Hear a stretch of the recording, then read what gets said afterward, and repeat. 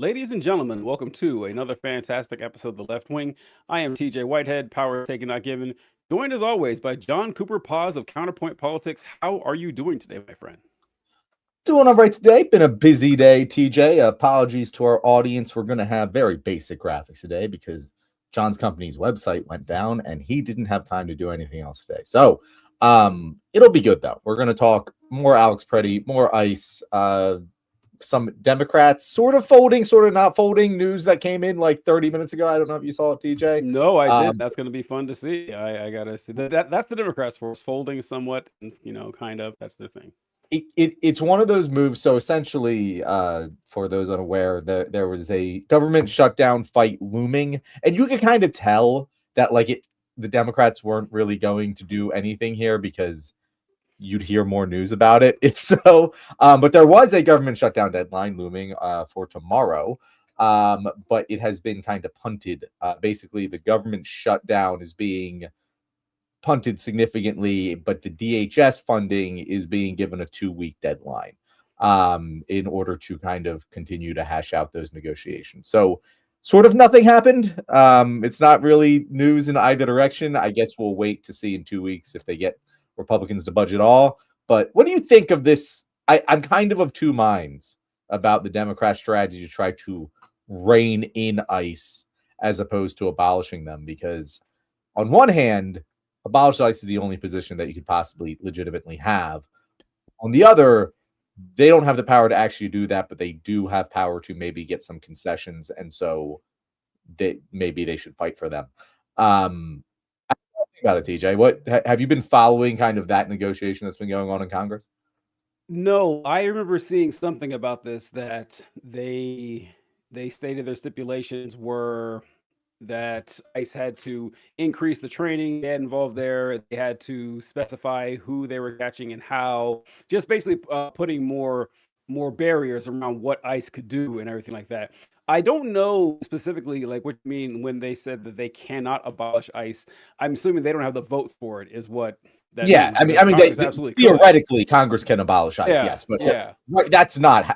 No one is thinking that that's a realistic, feasible possibility in the year 2026. So that what I'm saying is, on one hand, it looks weak to look for concessions when really the only goal should be abolish No, ICE. you know what? No, I just in the last 5 seconds, I just Okay. changed my mind on this, saying that they shouldn't run on abolishing ICE. They 100% should. And I thought of this just now because Republicans, I've been following politics pretty closely for about 30 years now. I cannot remember a time the Republican Party did openly, brazenly, and confidently state they were going to abolish the Department of Education. They can't, right? They're not going to, but they say it every fucking day. And if you cannot actually abolish ICE, do what the Republicans are doing with the Department of Education, saying, look, maybe we can't get rid of it, but we're going to do everything within our power to weaken it and make it ineffective and vanish it from any sort of influence in the American public. So that's my statement there. I think that they should run on abolishing ICE. Maybe they don't have the votes for it, but weaken it anyway. You can keep doing it, and then it lets the public know and your constituents we mean business about this. Yeah, honestly, the biggest lesson, one of the biggest lessons that Democrats should learn from the Republicans here is just stop listening to annoying people that don't matter. I feel like MAGA has learned, oh, if we just do whatever the fuck we want and just continue to message the things that make sense to the vast majority of people, we'll eventually win them over. Whereas the Democrats will be like, oh, we should abolish ICE. And then some think tank will say, oh, well, that's not a very feasible real. Who gives a shit? Who gives a shit? Yeah, yeah. Promise the moon and do everything you can to deliver, regardless of how feasibly possible it is. It has worked for Republicans my entire fucking lifetime. They continue. I'm just going to little diatribe here, TJ. Yeah. Republicans on paper should not be able to defeat Democrats. It makes no No. fucking sense. If you look at the history of my lifetime, every single time Republicans have been in power, we have had declining economic metrics by every fucking way you can look at it. And every time Democrats have come into power, we've had bettering economic metrics by everywhere you can look at it. And the economy is really all that people really give a shit about. So really, we should be winning way more than 50% of the time. We should be winning 75, 80% of the time with the track record we have. And somehow we manage not to do it. And people like to point to, oh, America's just racist, whatever. That doesn't matter, guys. If they can figure out how to manipulate the dumb racists, we can too. I really hate that fucking excuse for why Democrats suck. Oh, we're too morally superior to everyone else. No, we're not. No, we're not. Well, listen, I agree about the not being morally superior part, and that even if that's the case, even if you are morally superior to your opponent, that and a few dollars gets you a cup of coffee. It doesn't matter, right? You have to find some way to counteract that, because they're not wrong. The racism part is honestly the primary reason the Republicans do keep their coalition. I don't know if you guys out here know this, but at least when it comes to the presidential vote, the Democrats have not won the white vote since 1964. 1964 is the last time. Even we talk about how, that's why it's really funny to me when they like to reference the country can't be racist because we elected Barack Obama with 2 huge, overwhelming victories. That's true. He still lost the white vote. Like, the most popular president in any of our lifetimes that we can imagine still did not get 50% of the white vote. So which is, it's astounding to think about that, actually. So the racism does play a really big part. It's true. But like John said, you have to, counteract for that. In fact, when you started saying that by all logic, the Democrats should be winning, I wrote down racism. That's exactly what I wrote down, and then you addressed it. But it's true, it's there. But you got to factor for that when you're running these elections. You can't just dismiss it because you're supposedly a better person than these folks. You have to find a solution. But hold on, TJ, I want to like throw something out there here. Sure. Because racism, it's something that we just sort of accept, right? Mm-hmm. But yeah, why does that matter? Like, if you're a racist, right? Mm-hmm. And you look at the 2 political parties, I don't think they're looking at like marginal policy and going, oh, well, this is going to suck more for black people. Like, what is it about Republicans that the racists fucking love that the Democrats can't just fucking copy, besides being outwardly racist? But like, I don't think that covers most of the racists who vote for it. Like, I don't feel like outward racism is a calling card for most of those white people voting for the Republicans. Maybe I'm wrong. I could be wrong. I don't. Well, why can't the Democrats manipulate the racists in the same way the Republicans do? It's not like the Republicans are getting out there and going, "Yay, racism! Fuck black people." What are we missing here? How can we, without being racist, activate the racists on our side? I don't think there's a way to do this, John. I don't.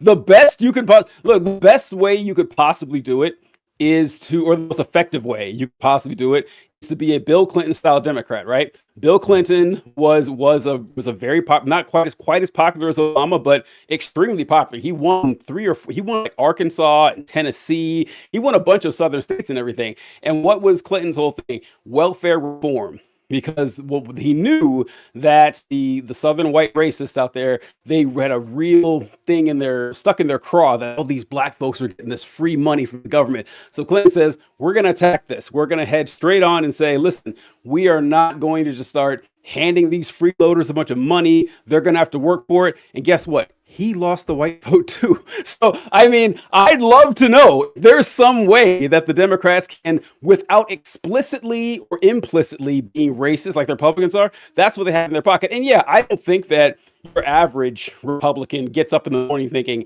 oh, how can I screw over black people? I don't think that happens. I think that it's like we talk about that identity politics, specifically racial identity politics, that only applies to non-white people. White identity politics is just Republican politics, and no one calls it what it is. It's not stated to be racial identity politics. It is, but they don't think of it that way. So yeah, I don't think they're racist. They are, but they don't think of themselves that way. What would you think of just copying them, like culturally copying them? Well, what does that mean, though? I'm saying get rid of. I'm trying. So here's the real thing I'm trying to get down into here, TJ. It's not a policy thing. It's a culture thing.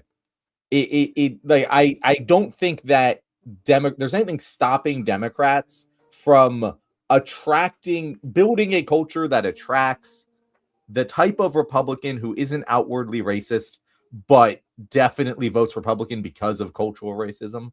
I feel like there could be ways to attract those people without having damaging policy. You know what I'm saying? Like, I'd love to know what that looks like. Yeah, I would love to know what that looks like, because the people who try this can get success. Like Obama and Clinton are such great examples of this, because what we mentioned with Obama all the time, Obama never made a big deal about the fact that he was the first black president. When he ran for office, he never talked about it. You didn't see him as this hard charger for black issues specifically. I mean, he wasn't. He was a very standard politician who had a lot of charisma, and still the attacks on him were, I mean, I was older than you at the time. I just remember how common this stuff was, that it was all racially motivated. So no, until I see this actually work and win a majority of the white vote, I don't think it will happen. I'd just like to see, if someone can show me an example of this, I would love to know. But I've seen a lot of people try. I haven't seen anyone successful. If you listen to, there's a specific group of Blue MAGA, the Black Blue MAGA community. They fucking hate Bernie Sanders because they call him racist. And I wonder if there's a reverse engineering we can do there, because I don't know. I feel like there's something that can be done culturally within the Democratic Party that can make them not be. I don't know. It's a struggle, TJ. I'm trying to put a fine point on it, and I hope you understand what I'm saying here. But I don't know what the answer is either. Here's the problem: is that the Republicans are right when they say that when you're more homogenous, it's easier to put forth a united front. It absolutely is. That's the kind of the drawback the Democrats have. That if you look at the demographics that make up the Republican Party since the 1960s has been 90% white Christians. That's their bread and butter. To this day, it's like 80% white Christians. If you're a white Christian, that is the party for you. If you're literally anybody else, the Democratic Party is the party for you. It's actually kind of shocking to look at the breakdown. I was amazed when I saw it, that the Democratic Party is about 15% black people. The United States is about 15% black people. It's about 15% Hispanic people, about 15% Hispanic people. The Democratic Party is about 60% white people.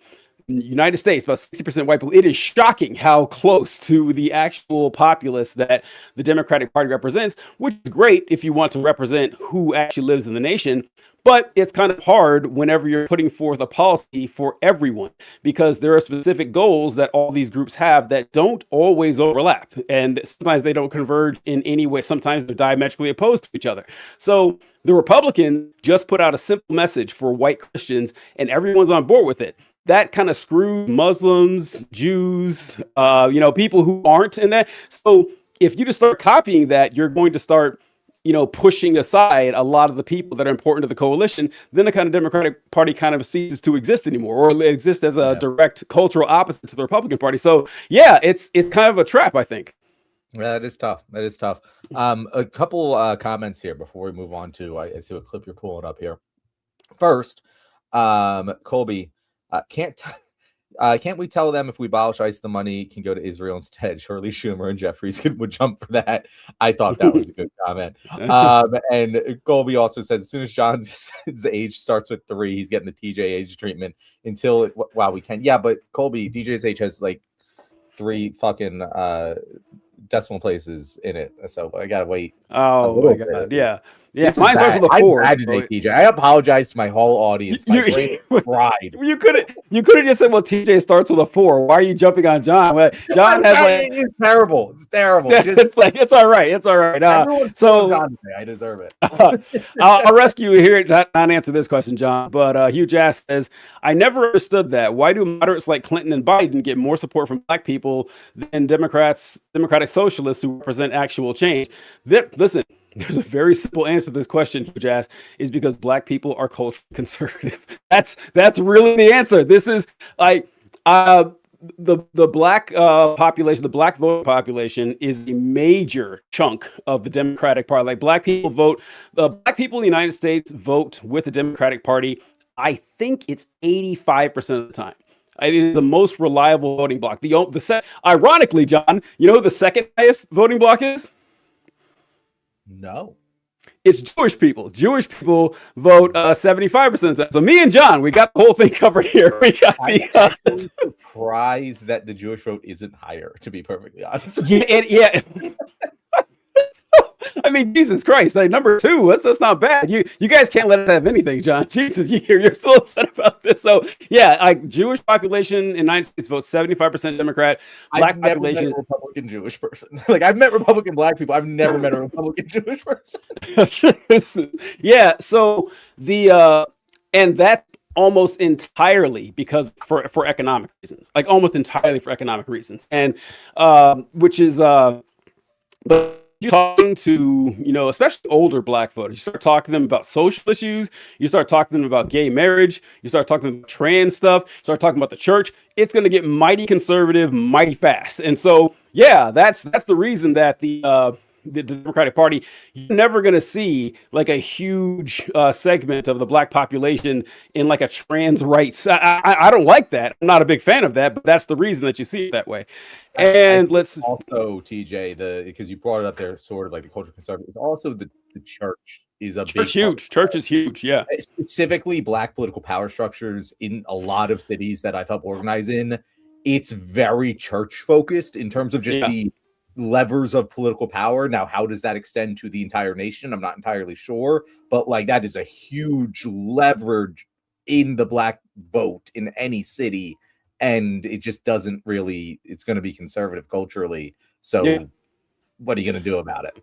This is actually a complaint that I've had about liberals for a very long time, that if you start talking to people in the Democratic Party or, leftists, anyone, left of center in any fashion, the most hated person in these groups is going to be your, gun-toting, pickup truck driving Christian conservative. They talk about the church and their like MAGA pastors and everything, about these stupid idiots. I can't believe that they're worshiping and they're using this religion to, corrode the nation and everything like that.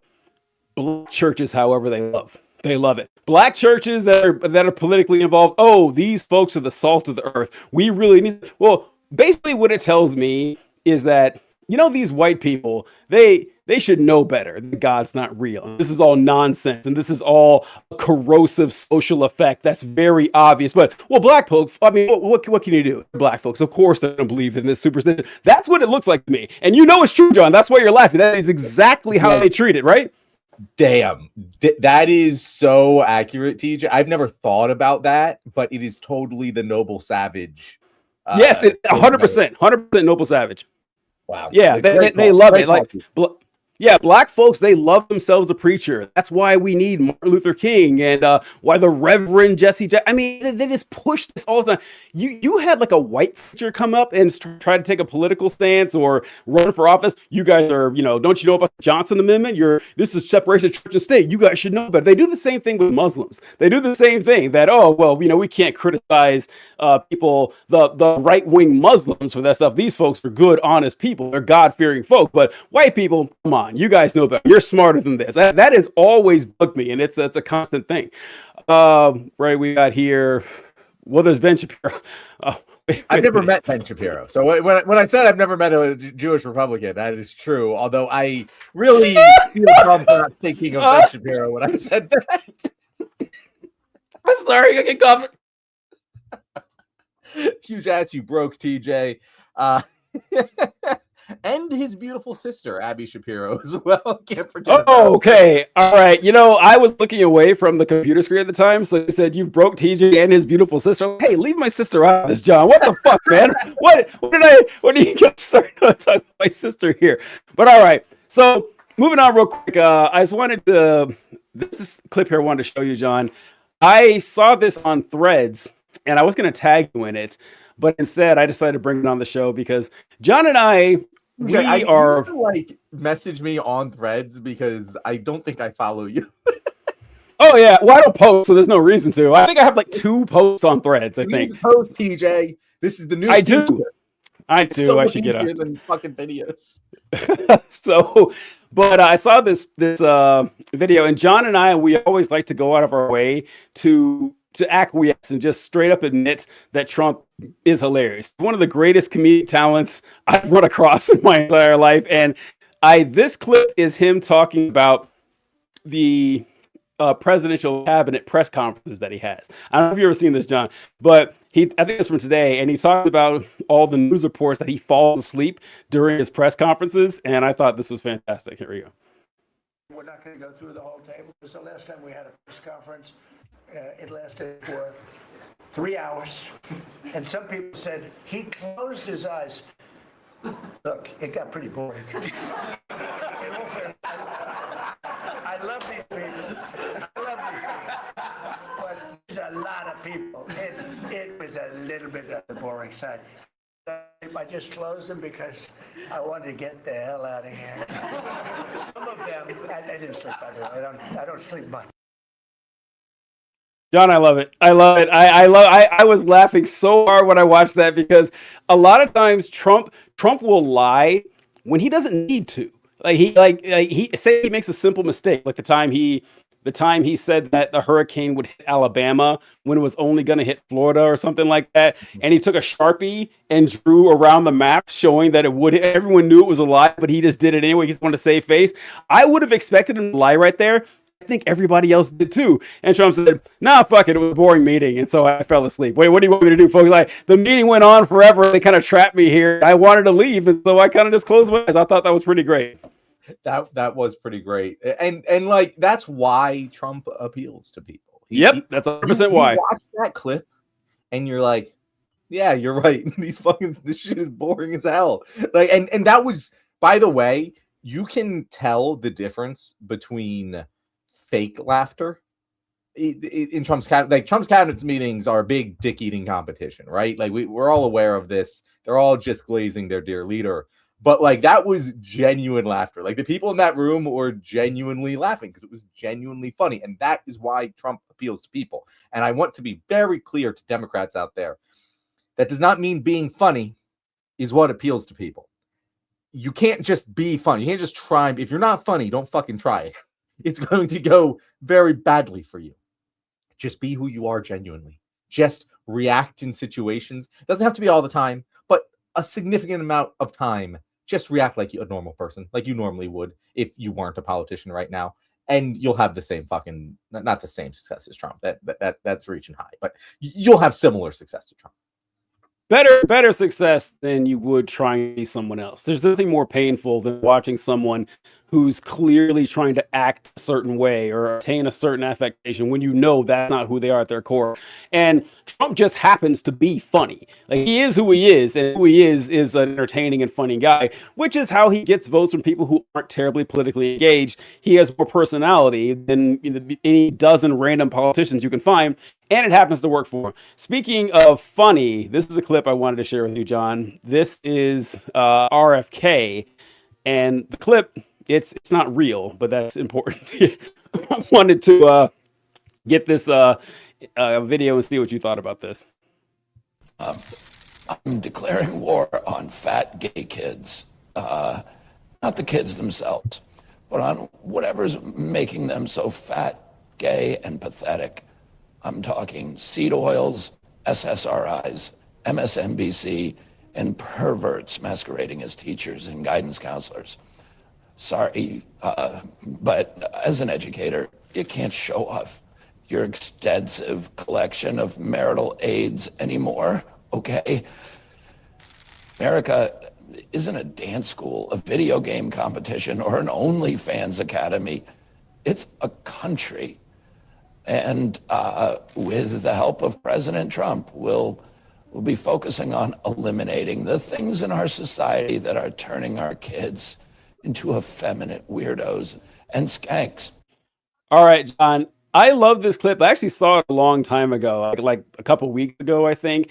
And it's been sticking in my head ever since then because one, that is fake. Just so you guys know, the RFK never said those actual words. But what jumped out at me is two things. The first is that, yeah, it's not real, but that sounds exactly like every MAGA person you will ever hear, right? I mean, that, like, no exaggeration, that is literally what they think, that our kids are fat, gay, and effeminate, and if we got rid of the seed oils, that could right all the wrongs that we have in this nation. And I wrote down as a note in that video, I want to get your thoughts on this. Is Maha the dumbest subset of MAGA? Are the Make America Healthy people again like the dumbest subset of MAGA? What do you think? So I would say the Maha people are probably like the peak of the Dunning-Kruger effect. I wouldn't say they're the dumbest, because in order to be at the peak of the Dunning-Kruger effect, you need more intelligence than that like starting ramp, right? Like the real idiots tend to know they're idiots. The Maha people are idiots who think they're not idiots, and that is dangerous. Those are the most dangerous people you can get. I feel like Maha is the quintessential part of the people who will go into an emergency room with their fucking like son who's dying of something and tell the doctors that they can't operate on them because they heard in a fucking podcast that it might cause retardation later in life or something like that. That's the kind of people who are part of the Maha movement. They think they're smart, but they're still idiots. However, they are still smarter than the true idiots who know they're idiots. Those people are just more wise. Really? Huh? The people who know that they're idiots, I figured they would be less likely to be idiots. If you know you're dumb, that says something about you, right? That's how I always saw it. I feel like, okay, so we're like just using words here. So like, okay, true. Yeah. But in my mind, when you're talking about like how smart someone is, that's intelligence. Okay. Whereas something like that, like knowledge of oneself, that's wisdom. You know, it's the thing that you acquire over time, whereas intelligence is your processing speed and power, right? The wisdom is the accumulated knowledge and understanding. The intelligence is the ability to quickly process information. So I would, when I say that, I mean the Maha people, like the real true dumb idiots. They don't even fuck with Maha. Like they're like, I don't even want to read about seed oils, okay, right? okay, yeah. They don't even try to fuck with like science or whatever. They're just like, I believe what I believe because I believe it, and I'm not going to think too hard about it. The Maha people think really hard about it and arrive at all the wrong conclusions because they're idiots, but they think that they aren't idiots because they're thinking hard about it. Does that make sense, DJ? Yes, yeah, it does. The Maha and an example you brought up there is when they get mad if it's never their case. It's always the case they heard about. A doctor says they can't have an operation or they do an operation, and they bring up, if I have a kid who's sick and the doctor says there is like a 0.7% chance that this surgery is successful and it will cost $10 million. We're not going to do that. I'm sorry. Like, there's limited resources. We're not going to do this. And they try to pass these laws. Like, you'll see Republicans or libertarians try to pass these laws. They're called like right to try or right to experiment laws medically, basically so quacks can get their unproven medical treatments approved, and that they can, rob people of millions of dollars and everything. So they say, an example I remember a long time ago is that there's some sort of a cancer surgery that American doctors wouldn't perform because it was quackery and expensive quackery at that. And they found out, well, I can actually go to Italy and there's a doctor there who will do it, but their insurance wouldn't cover something like that. And every time they gave an example of this, it was always to a country that had universal health care, which is funny, which is like, wait a minute, I thought these places were hellholes who just let people die. They're the death squad or the death panels and everything like that. And also, you can tell that the Maha folks I actually wrote down a few of these because of what do they focus on? What is it? Your entire thing is that I want United States to be healthy. And what is their primary things? They want pure cane sugar in Coca-Cola. That's what's going to make you healthy. Or banning red food dye. They don't like vaccinations. Beef tallow for French fries. It's taking fluoride out of water. It's always like weird ancillary stuff that doesn't really get you anywhere and certainly doesn't make millions more people healthy. At the end of these 4 years, we're going to just be fat, stupid, and lazy as we were before. But no one wants to talk about that because that takes actual work. So you go to weird quack RFK Jr. who knows nothing about this stuff, but he spins a good story about evil corporations and everything, and they think it's fine. And they support like Luigi Mangione with nothing. That's the thing that gets me, is that they don't really have a goal. You can't have a goal like what do you want to look for the accomplishments of the Make America Healthy Again movement next year to prove that our health has actually increased and they got nothing for it? See, TJ, you're misunderstanding the Maha movement. The goal is not to make America healthy again. This is a common misconception, TJ. I know that's the name of the movement. That's the name, yeah. It's not what the goal is. It's like the Nazis weren't actually socialists, right? The goal of the Maha movement is to make idiots feel smarter than doctors. That's the entire goal. That's why they focus in on these weird conspiratorial small little things, because one of them is going to be right, TJ. Whatever it is, eventually one of them is going to be right. And I'm sure RFK has already pinpointed. Occasionally they'll do some things where they'll say something that is correct that maybe we do. I'm trying to think of an example. I got one. But like they will say some things that we know, or they'll say things like, "Oh, well, America's unhealthy because we're all obese," and it's like, "Well, yep, that's true. That's true. How do you want to fix that? I don't know. Fucking seed oil shit. No, that's where you lost it. But the reason they do this is because they just want to feel smarter than doctors. And if they were to actually they're not smart enough to disprove medical science and the pillars and institutions and the very intelligent doctors who do a lot of work to do a ton of very rigorous research to determine what is healthy and what is not healthy. They just want a quick, easy thing to point to say, well, those doctors, they're idiots because of this. This is the real thing. And they don't actually do science. They don't actually do academic. They don't do rigorous research. They just want to feel smarter than the people that do without any understanding of how they come to their conclusions.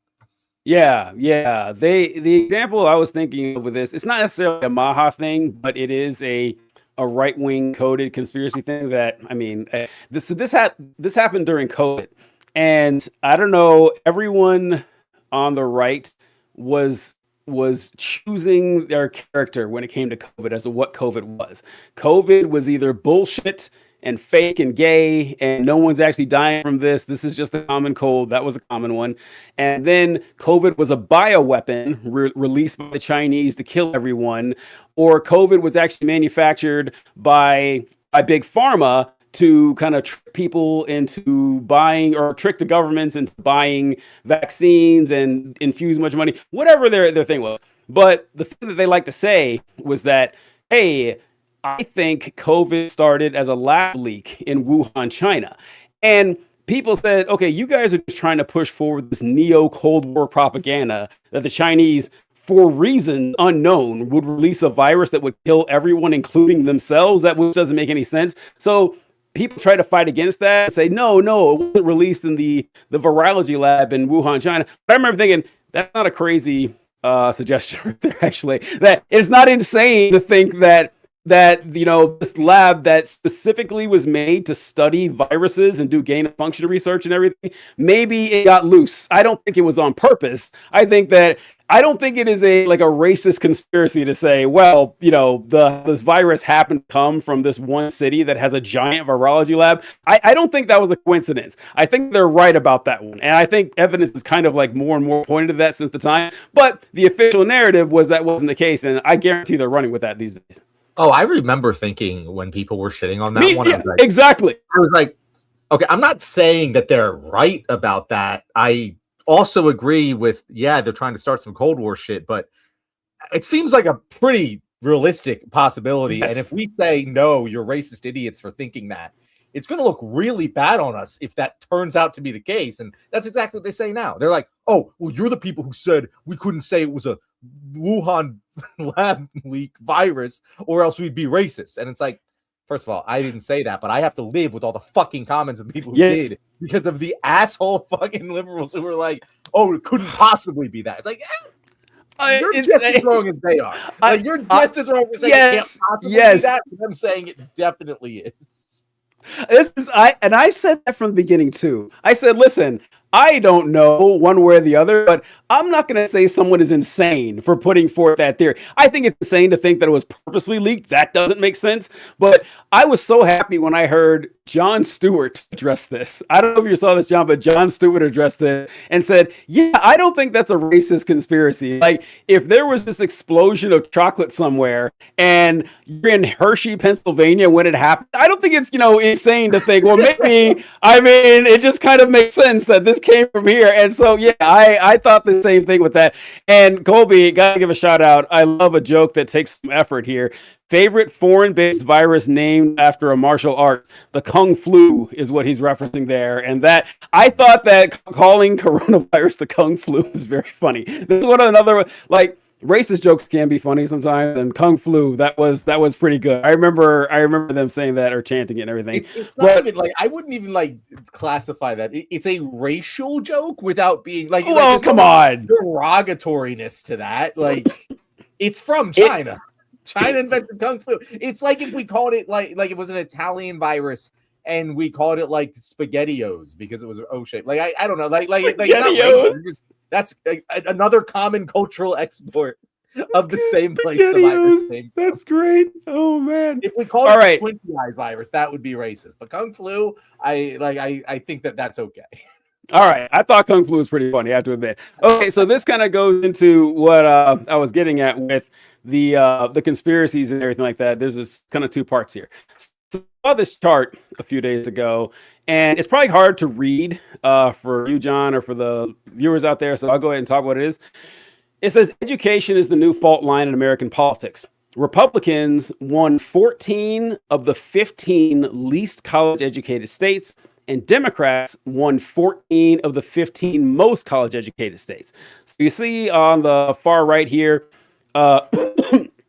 the most college educated states in order here. And so, going down, you got Massachusetts, Colorado, New Jersey, Vermont, Maryland, Connecticut, Virginia, New Hampshire, so New York. And then on the bottom here, you've got the least college educated states, West Virginia, Mississippi, Arkansas, Louisiana, KT. What the fuck is that? That's not a state.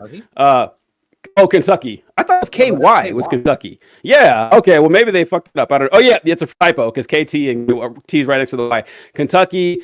Oklahoma. Yeah. So, which is not a shock to me. That's not terribly surprising, especially how much Republicans love to shit on college education or any type of education past high school and everything like that. But here's a theory that I've been working on for a long time, John. I want to know what you think. I think that, like this chart says, the real divide we talk about, black and white or urban and suburban, the actual divide in the United States is college educated and non-college educated. You can predict 1,000 different things about a person's life, their personality, their interests, pursuits, all based on whether they went to college. And that is not only because of the education. And yes, going to college does make you more intelligent. Like by every metric, you're going to be a college educated person on average is going to be smarter, more intelligent, more informed than someone who didn't go to college.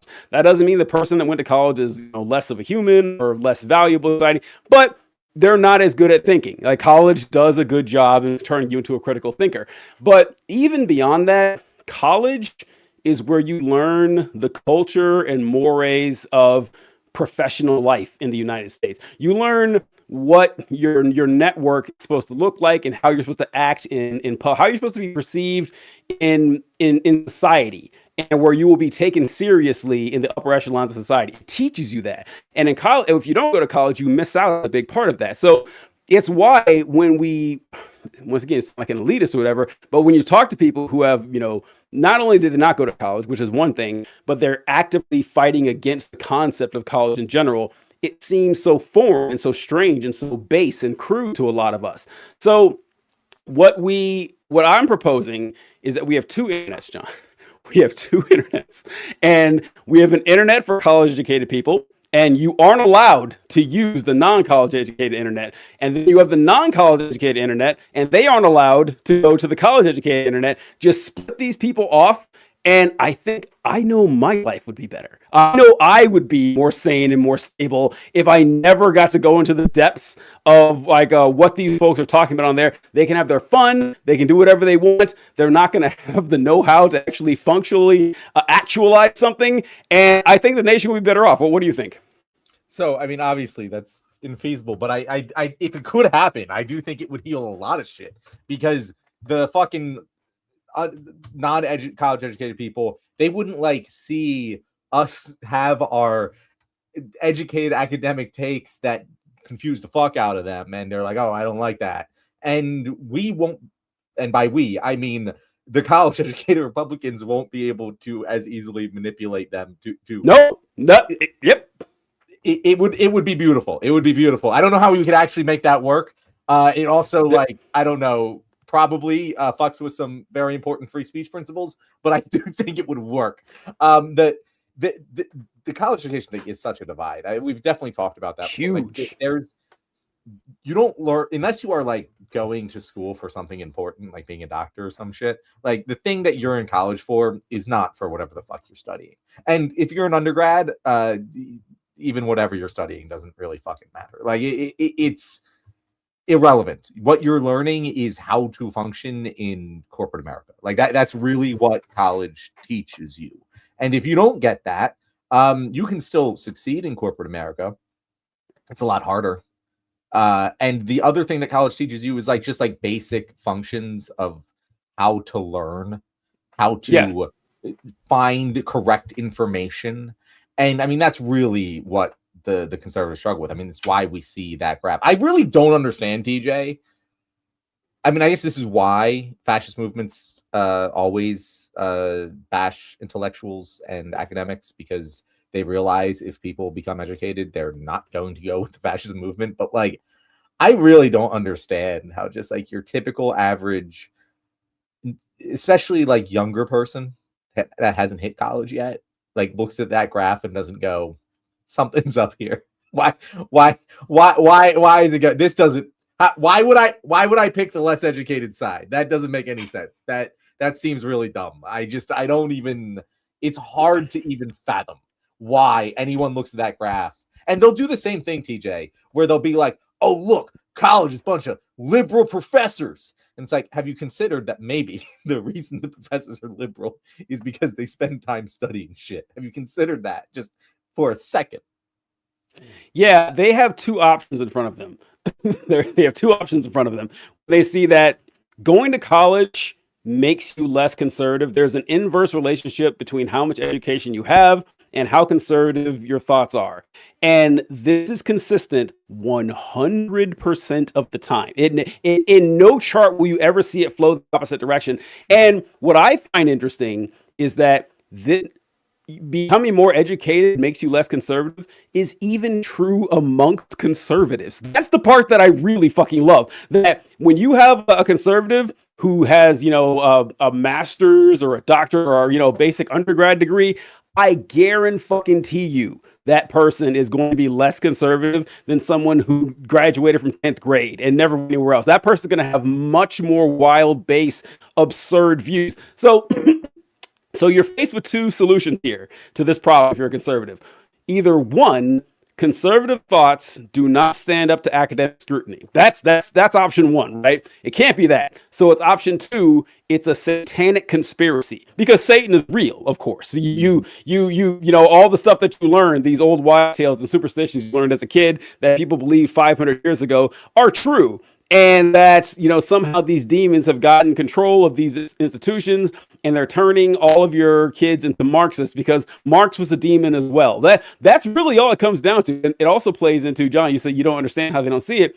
I do, because you know what else tracks really, really well with not having a lot of education? Being religious. That also is stamped. That is the exact same metric that the more educated you are, the less religious your beliefs are. So if your entire life, especially growing up, an American right-wing Christian, that you think that everything is a conspiracy. Like, these scientists went to school for years studying climate, who are studying paleontology or biology or something, and they're telling you, yes, evolution is real. The Earth is well over 4 billion years old, and gender is a spectrum. Okay, they're too smart. These folks are obviously not idiots. They know that they know how to think. They know how to craft ideas.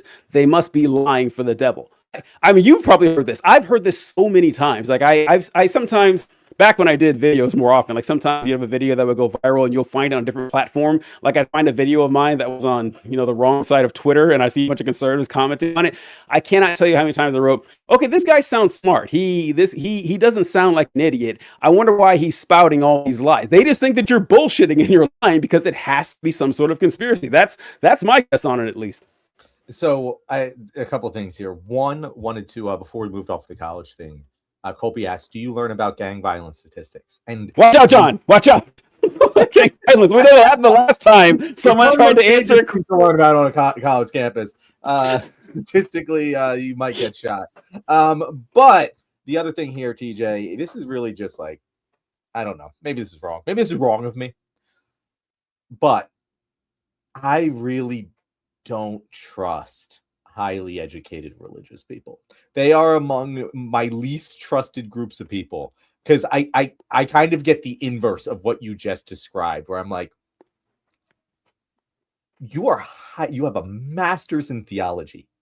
How does that exist? How can you do this level of academic rigor with something that doesn't have any actual foundational proof in any other academic scenario? Those are like the least trustworthy. Like I immediately, my walls are up. I'm like, I don't trust you. I can have a long conversation with them. It's sometimes quite enjoyable, but I will just never fucking trust them as far as I can throw them. All right. We're going to continue on. That's a great thing. We like to welcome Destructo Jugo to the pod. How are you doing today, my friend? You came in on a great conversation. It's going to be so much fun. Thank you guys so much for shit. Do you guys hear an echo? I hear you fine. Oh, I don't hear anything back now. Oh no, I hear it echo. Okay. I do hear an echo. Yeah. Yeah. What is there? Hold on. Sorry. Running into a little bit of issues, right, guys. Sorry. Just give us a thumbs up when you think you're ready. I'll take you down. I don't even know why there's an echo. Weird. I'm not hearing an echo. So is anybody in trouble? You know what? Wait, yeah, whatever. Like, it's fine. Yeah, it's fine. I think that if we're all talking, that we would notice because I'll notice it. But okay, so we were just talking about how conservative people are apt to believe in conspiracies and everything, and a big reason for that is religion, and that religion is keeping them locked away. And John brought up that he doesn't understand how there are highly educated religious people. That I've wondered this, like, when I just do not trust. Like, they are one of the most least trusted segments of society. Like, it's an immediate, like, I don't trust you, bro. Like, you're doing something funky. Wait, like educated as in like formal college educated. Exactly, like highly educated, like people who have a master's in theology and shit like that, where it's just like, how the fuck do you do this? How do you learn how to learn and then miss how contradictory your world is?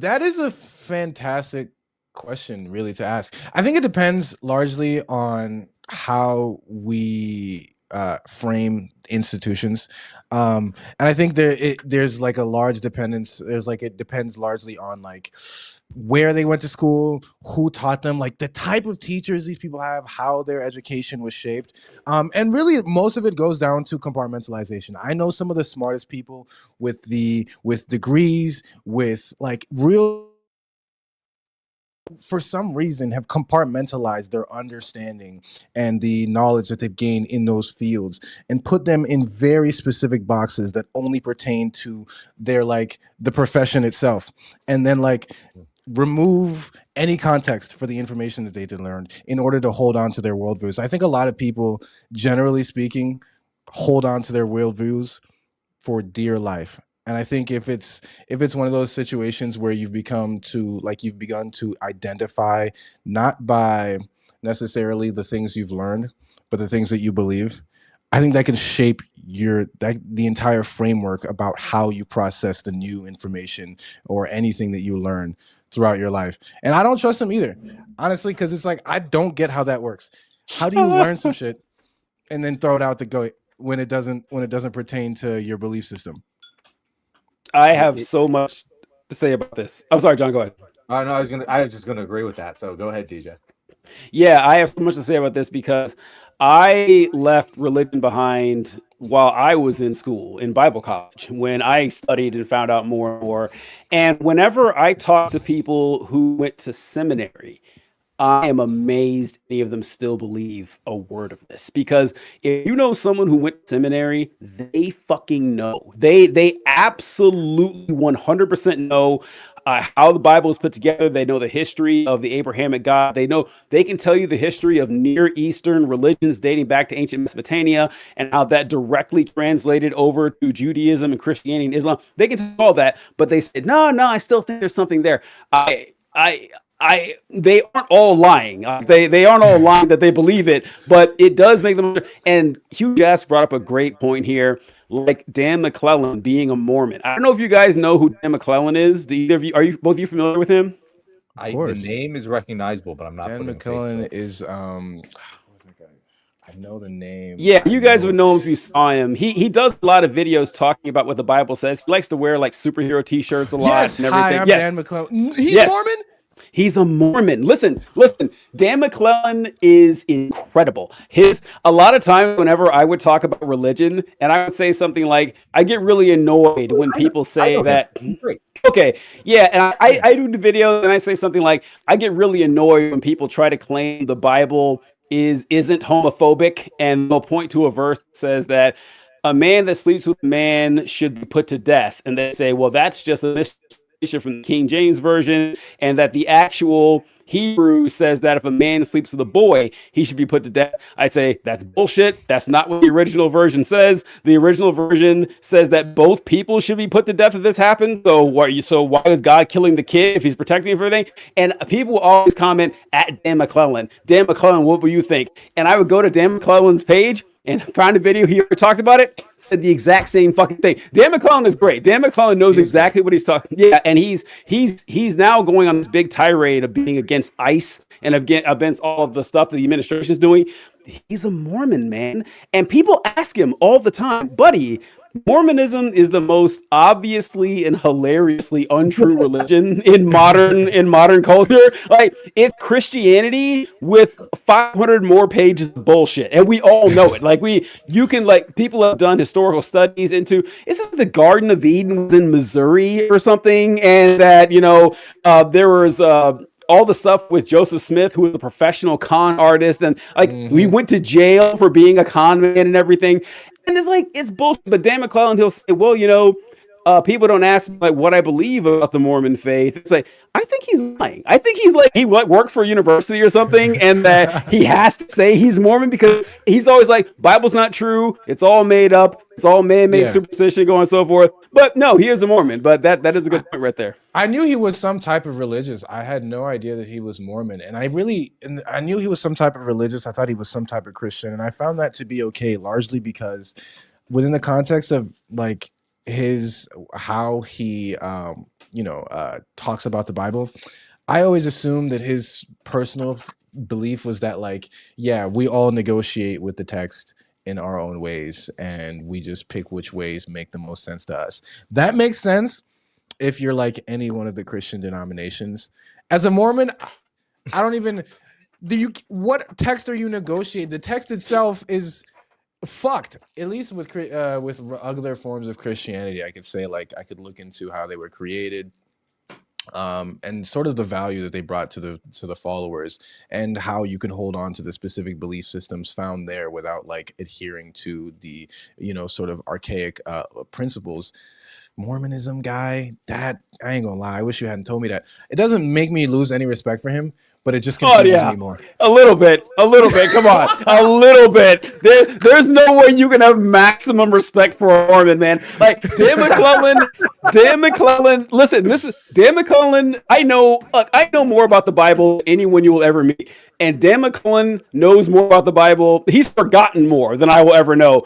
And I still have no problem calling him out and saying, "Buddy, what the fuck?" Because I'll tell you right. Yeah. This is what you can say if you're talking about Hinduism, Zoroastrianism, Christianity, Islam, like religions that are so fucking old that they might as well be myths and legends and everything like that. But if you're practicing Mormonism or Scientology, like stuff that was like religions founded by people born in hospitals who have like birth certificates, it's insane. I don't know how you can possibly take this shit seriously. So yeah, Mormonism is just really funny. I think that maybe he was raised Mormon. He doesn't want to say he's not one, but you know what? This does for any value we can get from this is that we can't win it on our own as atheists, right? We'll need people who at least say they're religious. That's going to help out a lot because people are going to trust them a lot more in the first place, I think. So a couple of notes. First of all, Colby says, "Yeah, we believe you. You were there when the passages were written." So good one there, Colby. No, it wasn't. That was a lazy one. That wasn't good at all. Don't pat him on the back for that, John.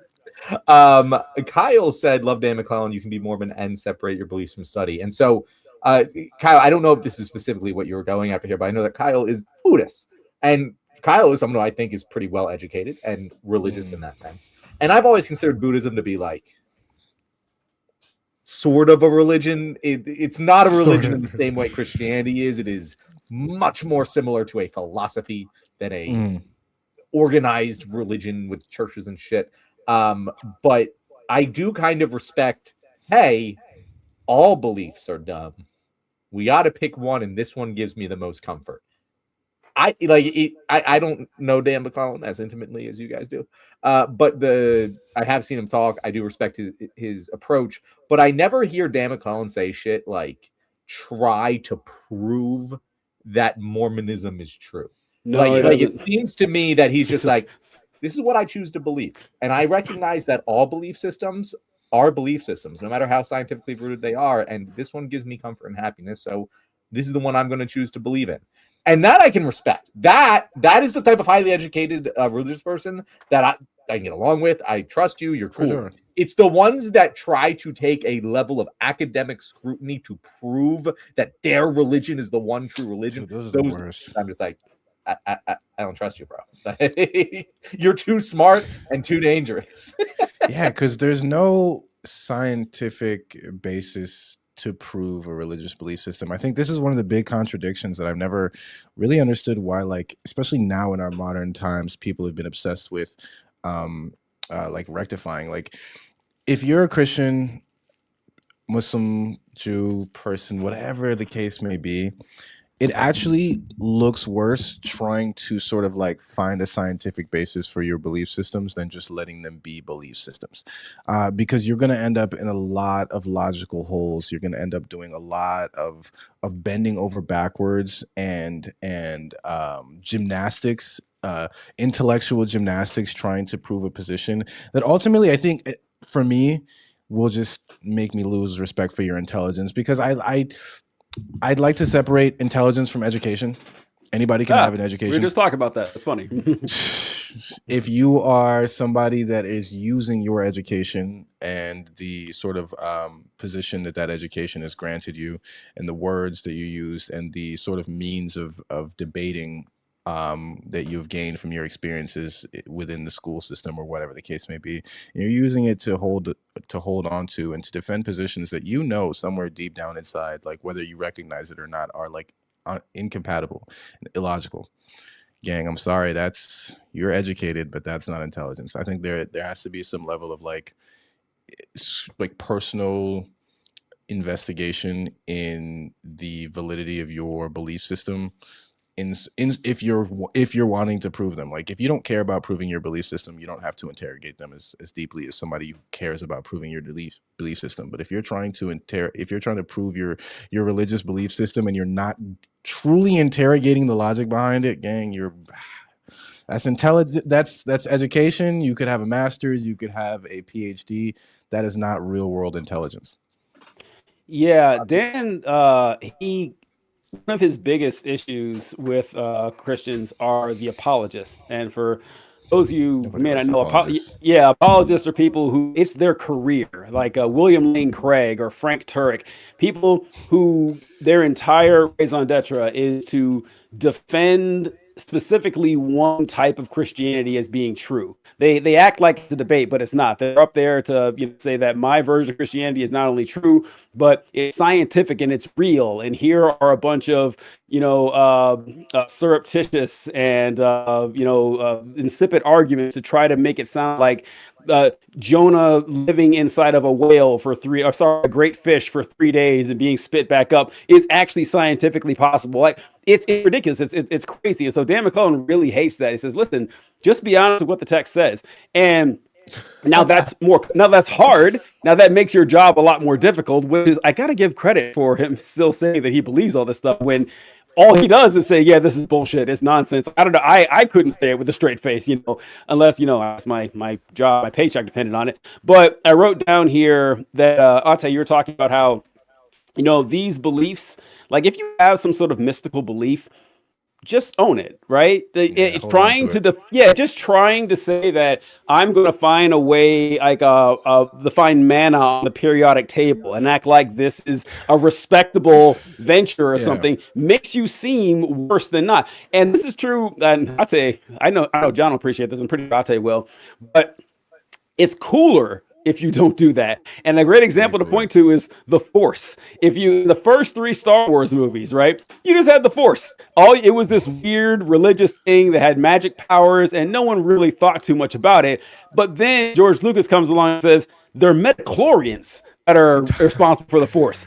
No, that microscopic organisms in your fucking blood. it makes it 1,000 times less cool. It answered a question not a single person asked, and it cheapens the hero's journey too, because it's not about bettering yourself and your mind and your spirit and connect yourself with nature. Nope, it's in your blood. You might as well have been born a professional baseball player. And it's like that makes it a lot more lame. So I don't appreciate that. We went off on a big tangent like that, John, and I wanted to. John, that tangent started because of something I saw you post, and so that's we're coming back to John's threads again, because I was on the other day looking that. So we're talking about someone who did go to college and who is a Christian and won't shut the fuck up about it. Is Candace Owens, and Candace Owens, she went to college, but not as smart as we'd like to believe, because she posted this the other day. We all went through a giant storm, so we'll talk about that. But she posted this yesterday, I believe, maybe the day before, and she wrote, "Back online after internet blackout. I grew up in Connecticut and I've truly never seen ice like this ever. The temperature is 30 degrees, but the ice on our treetops is not melting at all. Never seen anything like this. Anyone else?" And she doubles down on it. "I will take a video to show you guys what I mean, but it's almost like dry ice, and it's taking an absurd amount of trees. Again, 30 degrees and none of the ice is dripping from the trees." Now, John, I'll go to you first. Could you care to share what the melting point of what the freezing point of water is? I'm curious what it is. Well, actually, I looked into this, TJ. It's actually weird. Like, how like water is one of the few elements that when it freezes, it actually expands. Well, it turns out that at 32 degrees, it freezes, but then at 30 degrees, it unmelts again. It's actually fucking crazy. I can't believe that's one of those posts. We've all had dumb posts. We've all posted something that was dumb, immediately called out as dumb, and it's like, oh fuck, I really, it might have been a typo, it might have been whatever. Like, if she had been meaning to say 30 and accidentally said 32 and like was confused about what a freezing point was, I say, but she went 30 and then she wrote it again. She wrote 30 in 2 posts and was like, guys, I've never seen anything like this. And then didn't delete them. And kept because I saw that and I was like, oh well, maybe it was just like I don't know, it was the morning. Shit happens, Not that I like being charitable to Candace Owens, but I was pretty sure. I was like, there's no way when I go look, because I saw screenshots of it, I was like, there's no way this is still gonna be up, and it was. she was living by it, TJ. She was like, yep, 30 degrees. It should be melting right now. Can't lie, I gotta respect not that. believe Candace Owens is one of the conservatives who the stupidest shit comes out of her mouth and she just be standing on it. And you know what? Good for her. Fuck it. Right? You know what I mean? Like, everybody's probably in her comments like, bro, you're such a fucking idiot. And what about it? She said it's 30 degrees and the ice hasn't melted. She stood on it. Who's gonna get her off that? And that's I really where wonder if she did it on accident and then stalled the reaction it was getting. Was like, all publicity is good publicity, and just left it up there. I guarantee that's what happened. She probably forgot or didn't know. Or she forgot, must be, or was misinformed about. Because I tried to be charitable first too. My first thought was maybe she's thinking metric system. I think she grew up.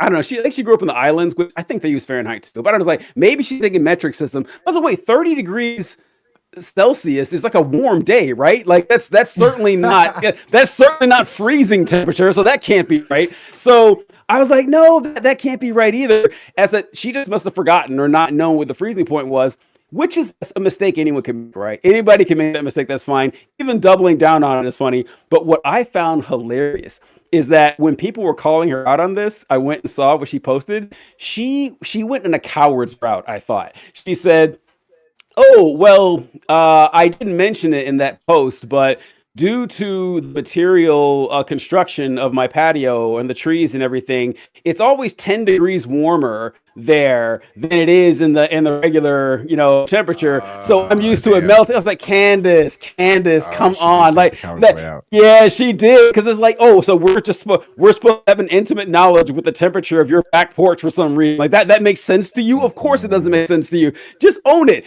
You've said things 100 times more embarrassing. We'll get to those in a second on a daily basis. I don't know why she backed out on that, but did you see that, John? Stand on it. So I didn't see that, but like, you're right. Like if she would have said, yeah, guys, like usually the temperature when it's 30 degrees out, the ice is usually melting from the tree because of XYZ. I don't know. It's closer to the sun. I don't give a shit. Like that's a thing that happens, right? Like that. That's a thing where like it's 30 degrees outside.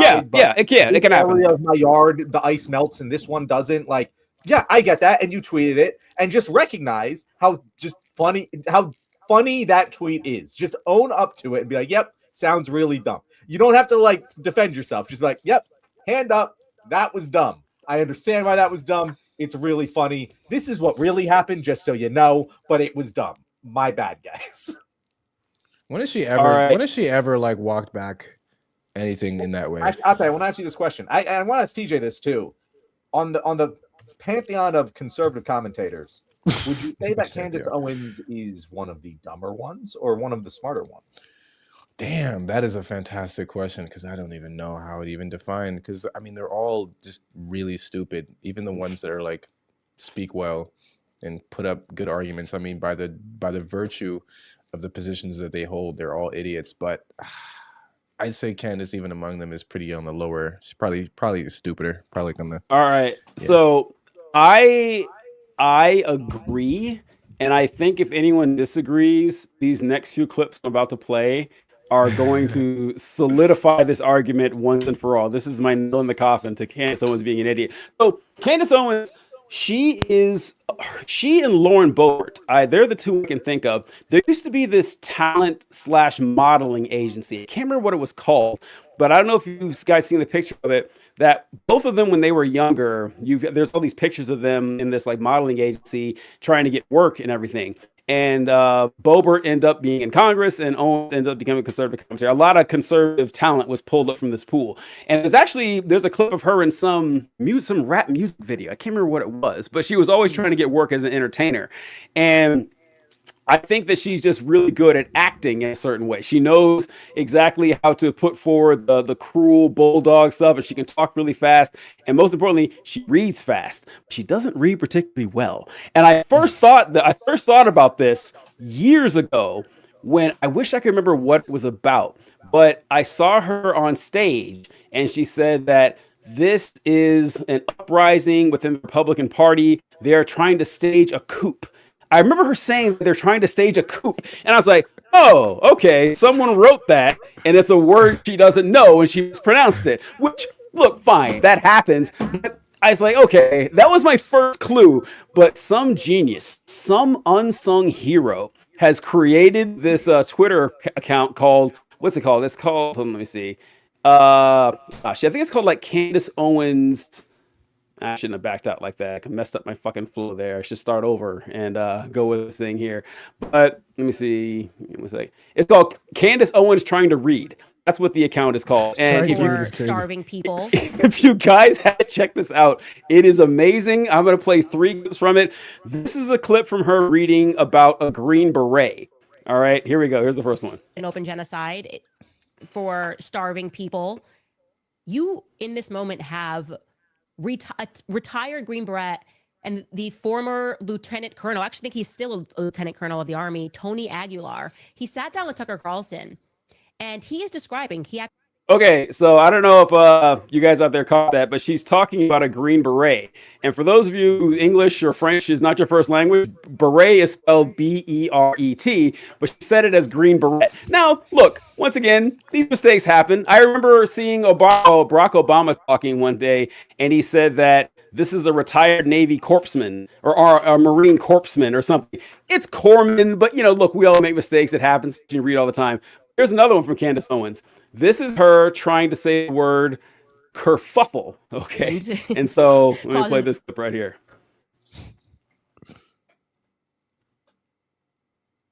Prince Harry abdicates England, causes this whole race kerfluffle. Now we've got Nicola Peltz. People were like, is this really over a wedding dress? We knew kerfluffle happened at this billionaire wedding, which pertained to a dress. Okay. Or he decides me and Nicola are gonna get married again, this time without my own family, because this dress kerfluffle. We were like, this really be about a dress? Bruh. Okay, and I have another one. There are a lot of things. This is the last one I'm going to use. This is the last one I'm going to use here. But here we go. This is her trying to say the word delegitimize. Was not coming out of racist ideas, right? It wasn't because people were just trying to delegitimize him. It was because this must just all be crazy rantings every day. Candace's up on this show like Miss Cleo from the 90s and just like predicting what she thinks happened. It's such a ridiculous way to try to delegitimize the research that we have done. Now, I don't know how you're able to comment. She pulled the good old Barack Obama, dropped a book, an autobiography that was meant to legitimize her to the Black public. And everyone that should be using their platforms to try to get to the bottom of what happened to him and asking similar questions is instead calling out Candace Owens and waiting for her to make a mistake so they can try to delegitimize every effort that she is making to get to the bottom of this thing. It just reeks. Was not coming out of racist ideas, right? It wasn't because people were trying to delegitimize. There, if you go to that Twitter page, Candace Owens Trying to Read, that is all I needed to know. Kyle wrote here, mispronouncing words isn't necessarily a sign of low intelligence. That's true.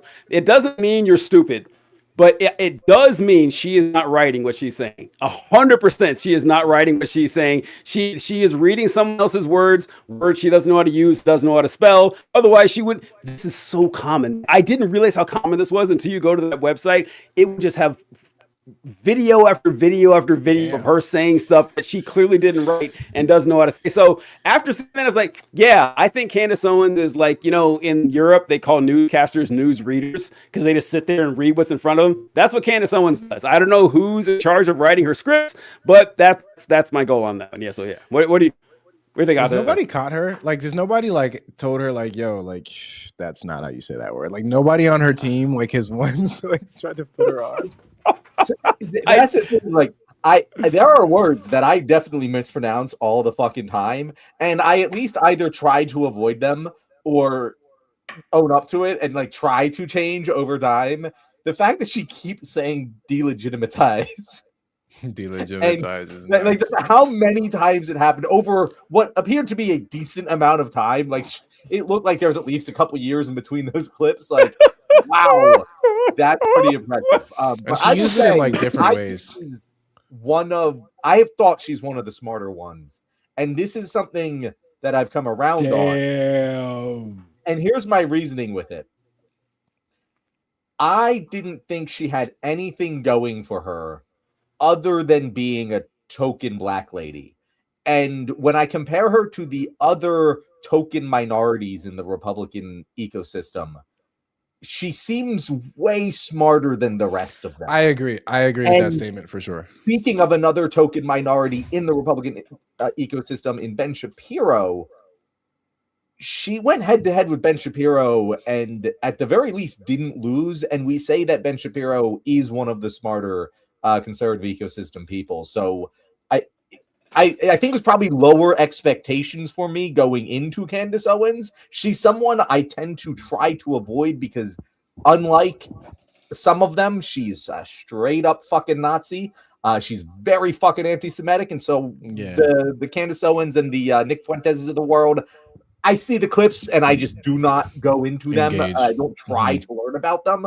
But like I do, my opinion of Candace Owens has increased. Her stock is up in far as my view of her intelligence over the last couple of years. I can agree with that statement insofar as you compare her to her contemporary my model minorities on the rights.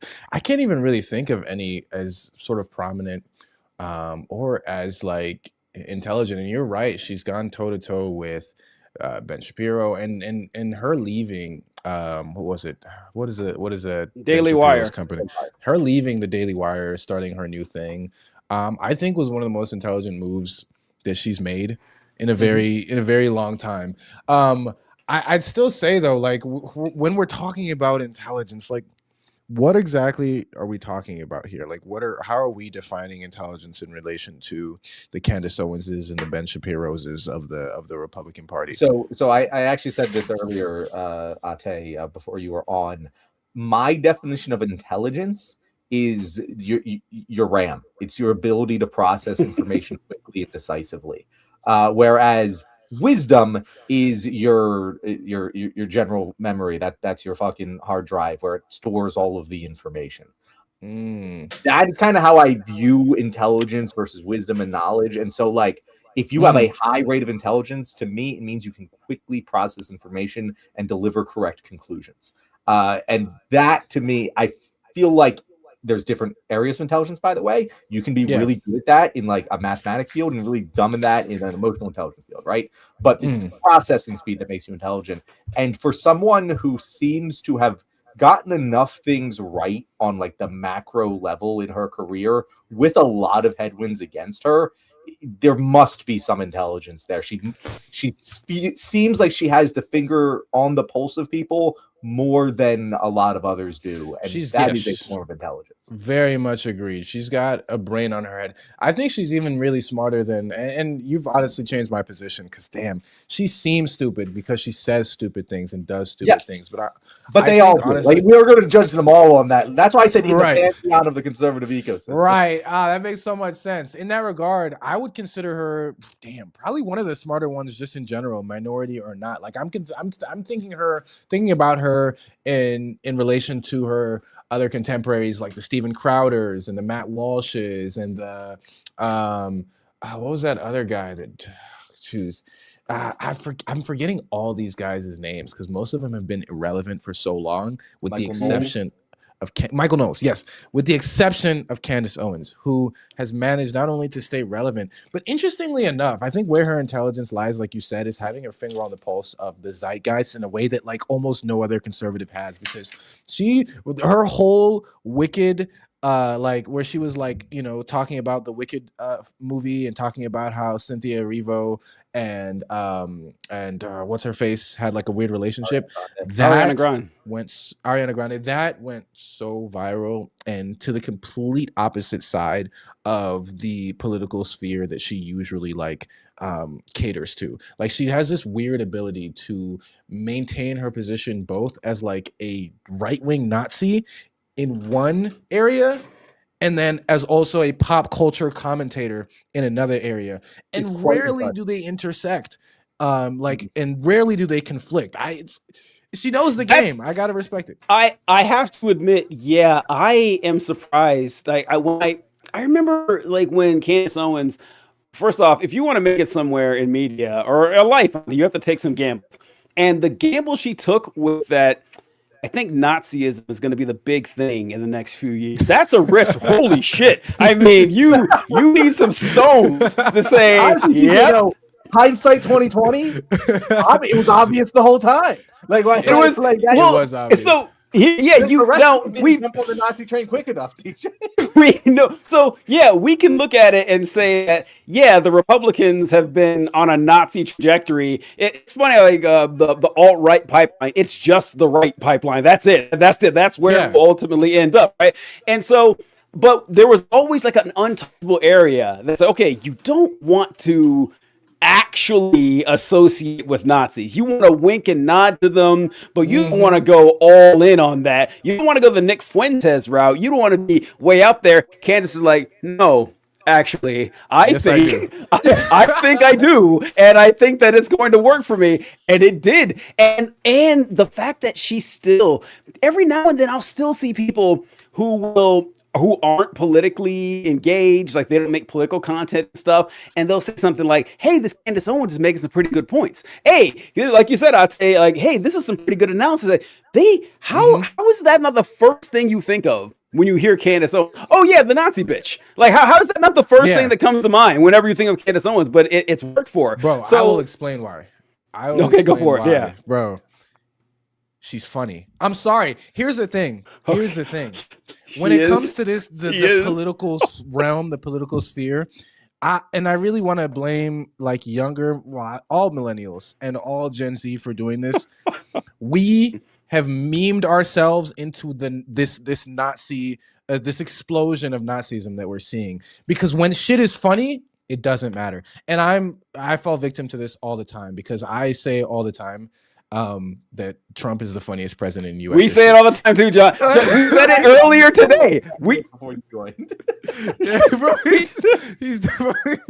If it's funny, it gets clicks and it's entertaining because I think what's going on at the very least, like on a neurological level, is that dopamine that we're getting from the funny shit that we're saying. Yeah. Like it's laughter ultimately, regardless of what it is you're laughing at, is a positive emotion. And when you're going to start associating positive reactions, positive emotions to really, really awful people, when they do really, really funny shit, they're going to stay popular. Unfortunately, the only way out of that is to not pay attention, and we live in the attention economy. And I think that sort of like the obsession with attention has like infiltrated every aspect of us, of our sociology and our psychology, to a point where somebody like Candace Owens and even Nick Fuentes, who like I was having this debate with my friends, I think he's not even like nearly at the height of his popularity. I think in the next 5-10 years, this guy is. I agree with that wholeheartedly. Yeah, he's going up. He's going up because he's funny and he's weird and he gets clicks.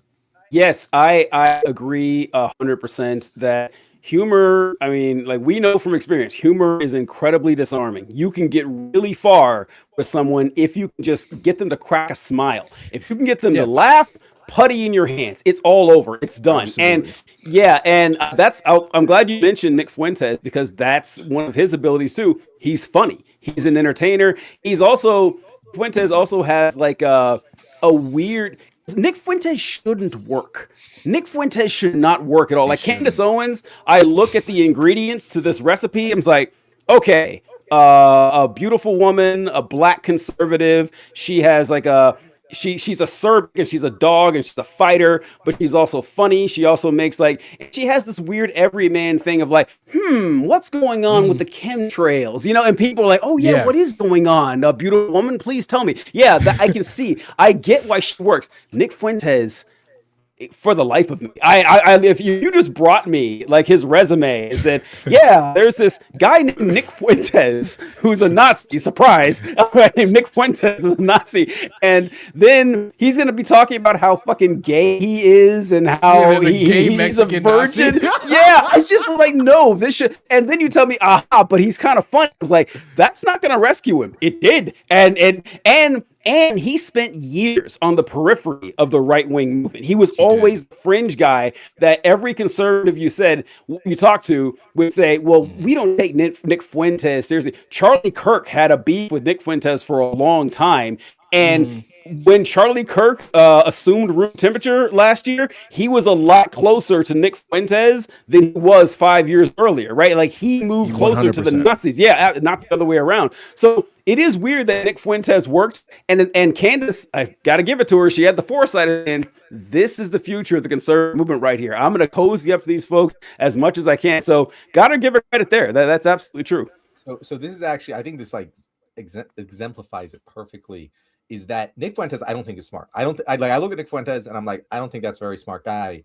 I don't think the reason that he appeals is necessary because it's funny. Because I actually don't think he's all that funny either. He's fine baseline and funny, but not like particularly haha. This dude's a funny guy. Like I feel like about Trump. The thing that Nick Fuentes does, the reason that Nick Fuentes works is because he is the epitome of a type of person that exists in large numbers online. Nick Fuentes is the final boss of 4chan. Like he's the personification of that website. And that is why he's just the largest, the most appealing of that type of person. And he is all of it. He genuinely is deep immersed into that fucking incel culture. And he is just the most presentable face to the general public of incel culture. There's far worse than Nick Fuentes in that community. And he is just the most normal facing, and he wasn't for a long time. And the Overton window shifted just to include him on the outside of it, and it's going this way. Candace Owens shifted towards him because she saw that's where it was going. Not that she happened to be there and the Overton window happened. I see what you're saying. He waited for the culture to move towards him. And I will be right back, but I will keep listening. Oh, okay. That makes a lot of sense. He waited for the culture to move towards him. Whereas Candace Owens moved along with the culture further right. What my question is in that regard is what was it about him that succeeded where a figure like Milo Yiannopoulos failed? Because you remember the 2016 culture war. And man, looking back, God, those guys were fucking communists compared to who we're dealing with today. And we had some figures like the things that are being normalized and said now. It makes me confused as to how Milo Yiannopoulos got himself canceled for saying he was okay. What was it? He got himself canceled because he was okay. He said that he thought people were making too big a deal out of Catholic priests molesting kids because when he was a teenager, he had an older man as a lover and it guided him the right way, and that maybe it's not as bad as people are making it out to be, and they canceled him for it. If he had said that today, gang, he would have been celebrated. That would have been the coolest shit anybody'd ever. And so what makes a figure like Milo Yiannopoulos different from Nick Fuentes, and how in the longevity of their career do you think? Maybe Milo was too gay. I think like I think that was it. Maybe Milo was just a touch too gay. Like Fuentes is an incel who kind of jokes about being gay, and Milo's like, "Oh no, I love fucking cock. It's one of my favorite things to do." Gay. And then he had to start because really you're right. Like as far as like what they say, it's pretty similar, and they love Milo for a short bit. But you go too far with the whole pederast thing. But that's gonna dial down too. I mean, look, John and I talk about this all the time about the Epstein stuff and how they're gonna have to start, making some sort of a cogent argument about Trump still, 40 days out, not releasing 99% of the Epstein files. And I think they're going to focus on, this is a big deal out of nothing. Maybe Epstein wasn't so bad. All the girls were 17 anyway. I think that's what you're going to end up focusing on because there's really no other way out from this we're getting deep into normalizing pedophilia territory for the... It's well underway. It's actually kind of terrifying because it's going to work. Nick Fuentes, that's one of his things. Like Nick Fuentes, he's openly said, yeah, it should be legal to marry 16-year-old girls in every state because that's when they're the most fertile. That's when you can lock them down. That's when you have the most influence on them. And yeah, I don't think that we're too far from that at all. All right, we only have half an hour left. Jesus, I don't know if Lamont's joining. It is only like just kind of a jump and a skip.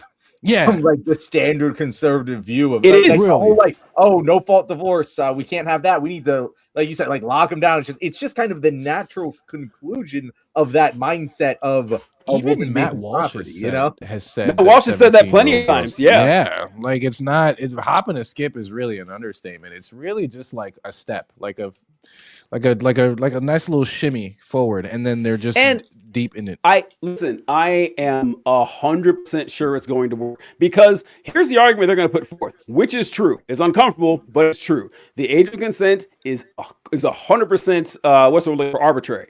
It's 100% arbitrary. Like there is no like actual like definitive reason it has to be 18. It wasn't for a long time. A lot of states it's not 18 today. A lot of states it is 16. So over time we decided, okay, everyone can kind of agree on what's too young, right? Like no one's going to argue for a 3-year-old age of consent, right? That's not going to happen. Yeah. And they say, okay, well, how about 40? Okay, that's too old. It's got to be somewhere in there. And so we're thinking, okay, all right, the age when we claim someone is an adult and they can make their own decision, that seems right. But they're like, well, okay, we let 16-year-old drives. Why not let them get married and have sex? We did it before. Society didn't crumble. I can easily see them making this argument and it convincing a lot of conservatives. There's no way that I think this is going to be just rejected out of hand, especially when you start talking about the fact that we're having fewer and fewer kids and that they're worried about not having enough workers. We already saw, I'll tell you, we talked about last year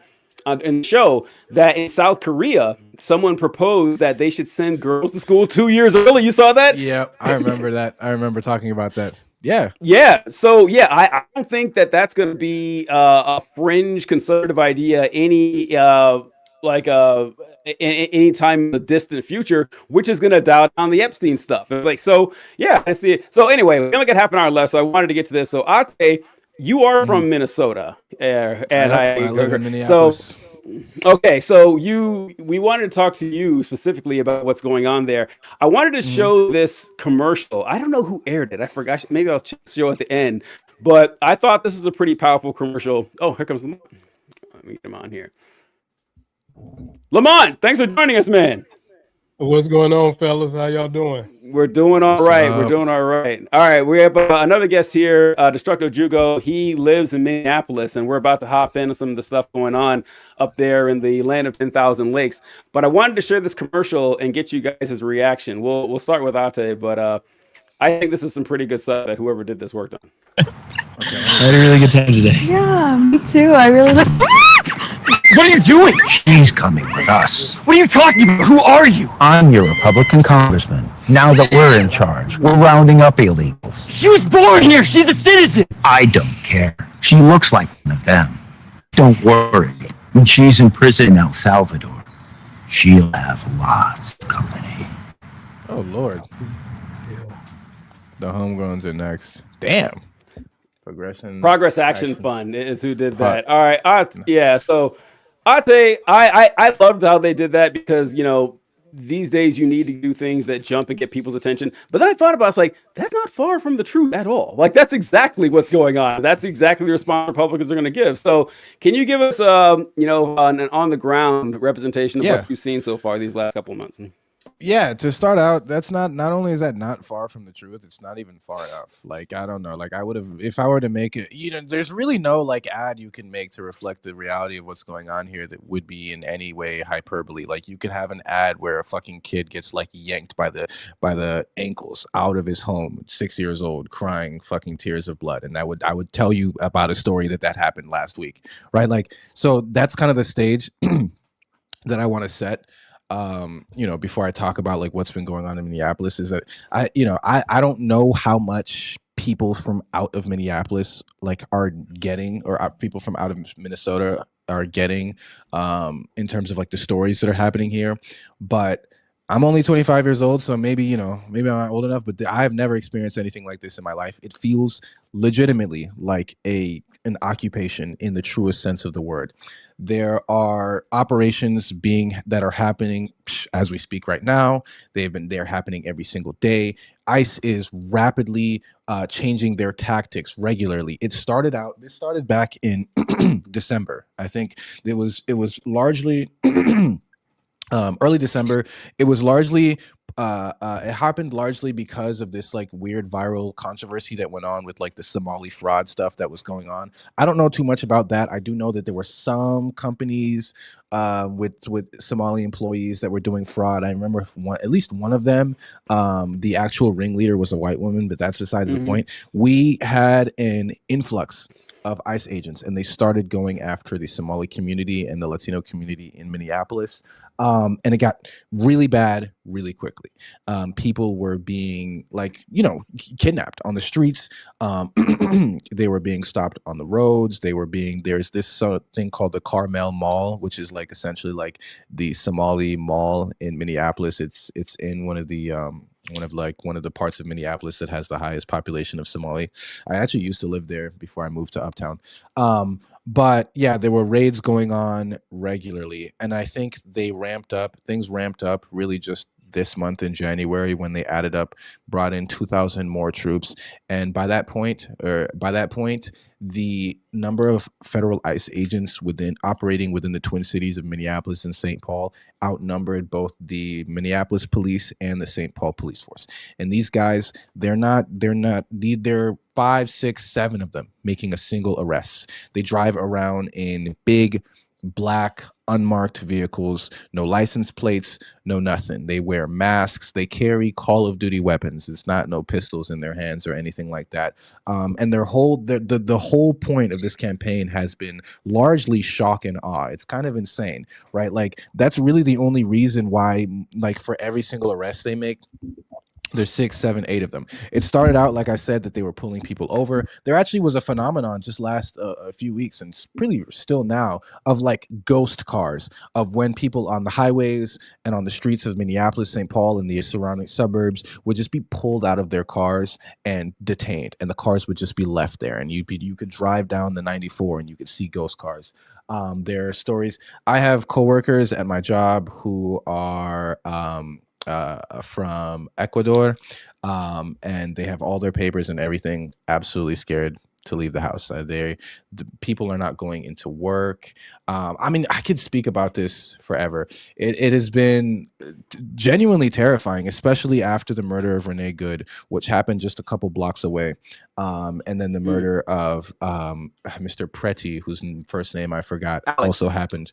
Alex Pretti, whose murder happened just a couple blocks away as well.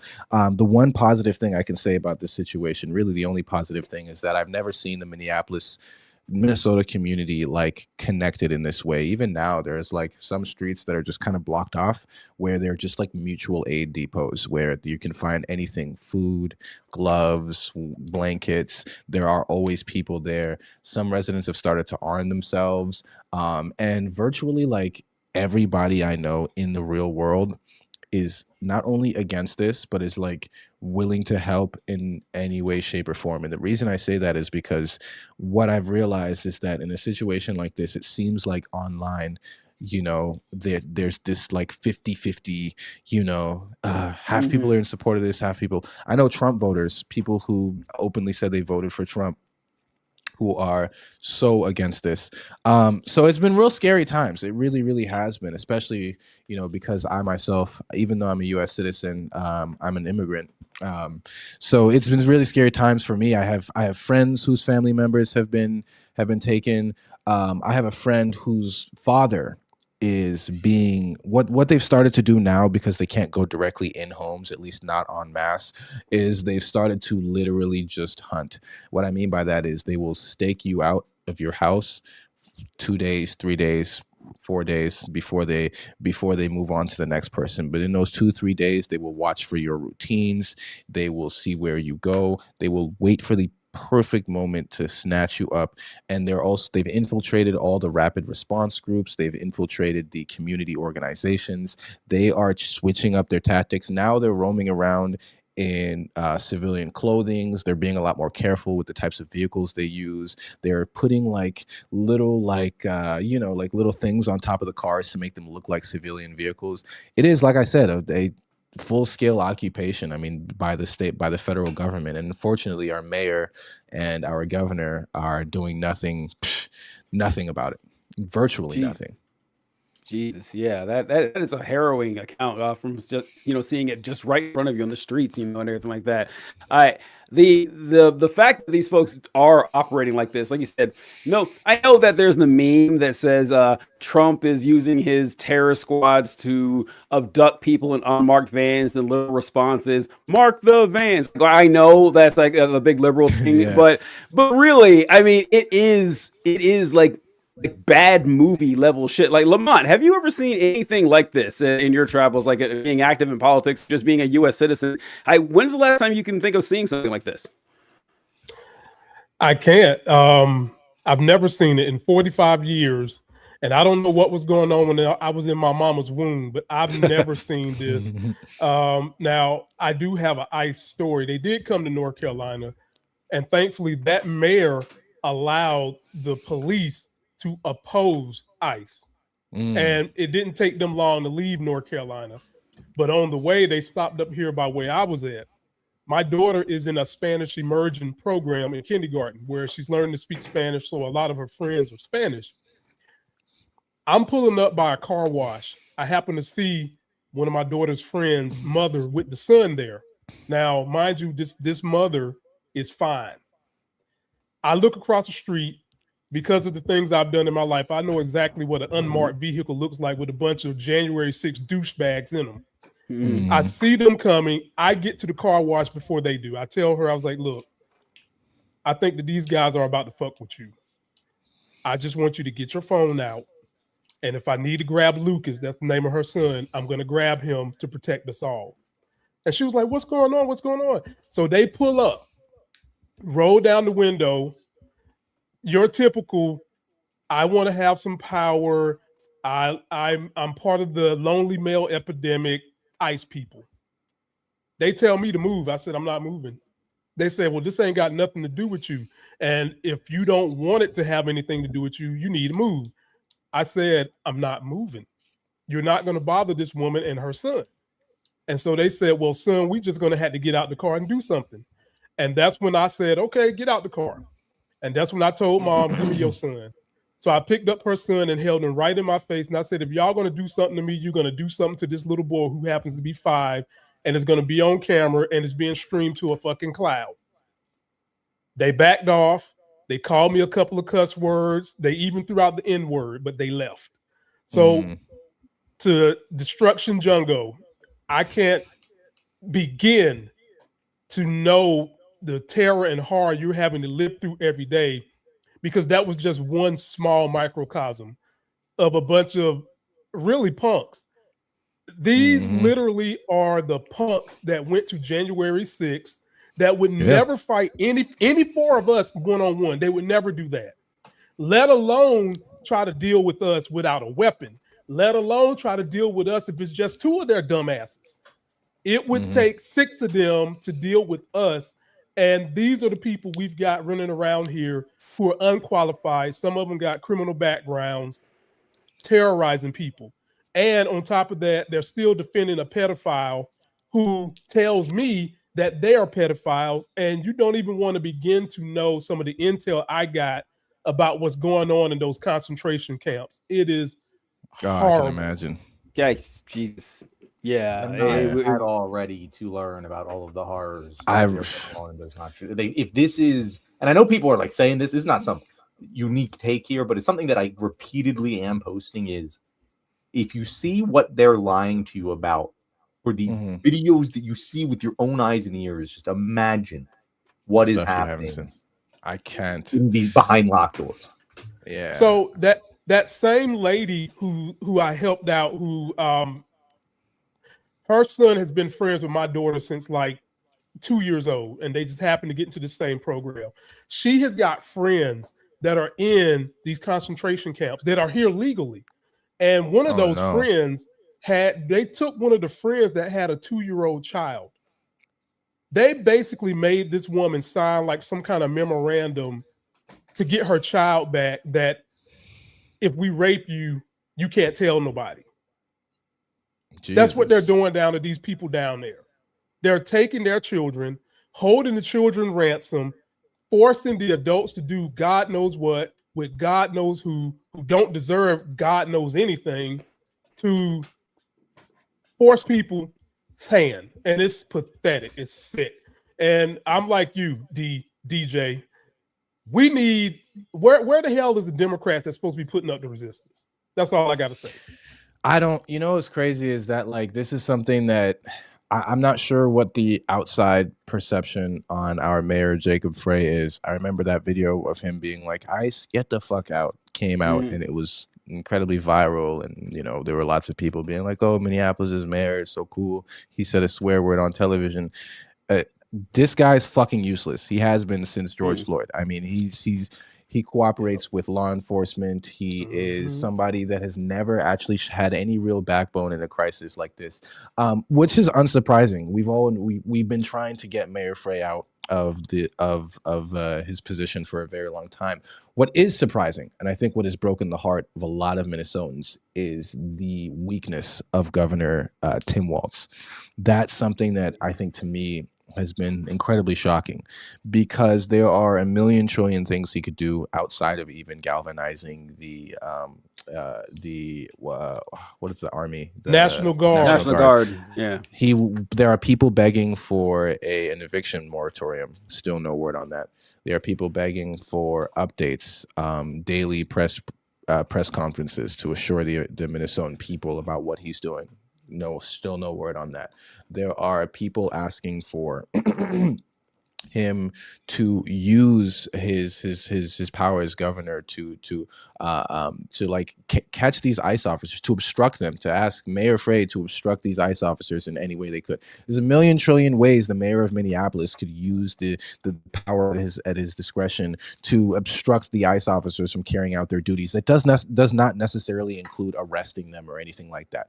We could get their vehicles towed. We can have the streets blocked. We can make it difficult for them to maneuver. At the very least, we don't have to help them when there are large crowds of people.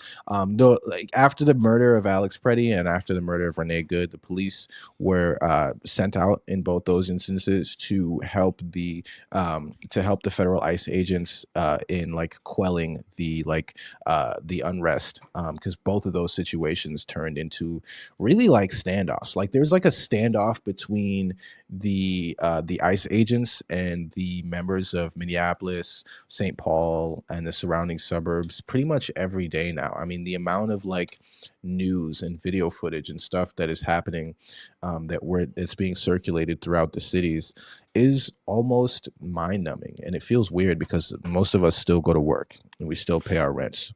So we're living in this weird middle ground. Yeah, the Tim Walz thing, I don't think we've talked about it on the show yet, John. Last year, we glazed Tim Walz a lot on the show as this guy could be, if not the future, a harbinger for the future of the Democratic Party, of what it could look like. We thought he had a lot of potential and everything.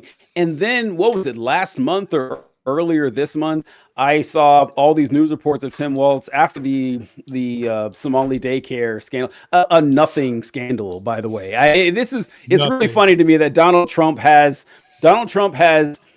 every other week there's a new Donald Trump scandal that would tank every president that existed before him. That I held this crypto coin dinner where billionaires can pay me all this untraceable money. Trust me, they're not bribes though. I mean, every day this fucking happens, and conservatives have the balls to be hand-wringing about, too much money going to these daycares. Whether like I said, a lot of it was illegal shit, but it is a drop in the fucking bucket to what they accept every day.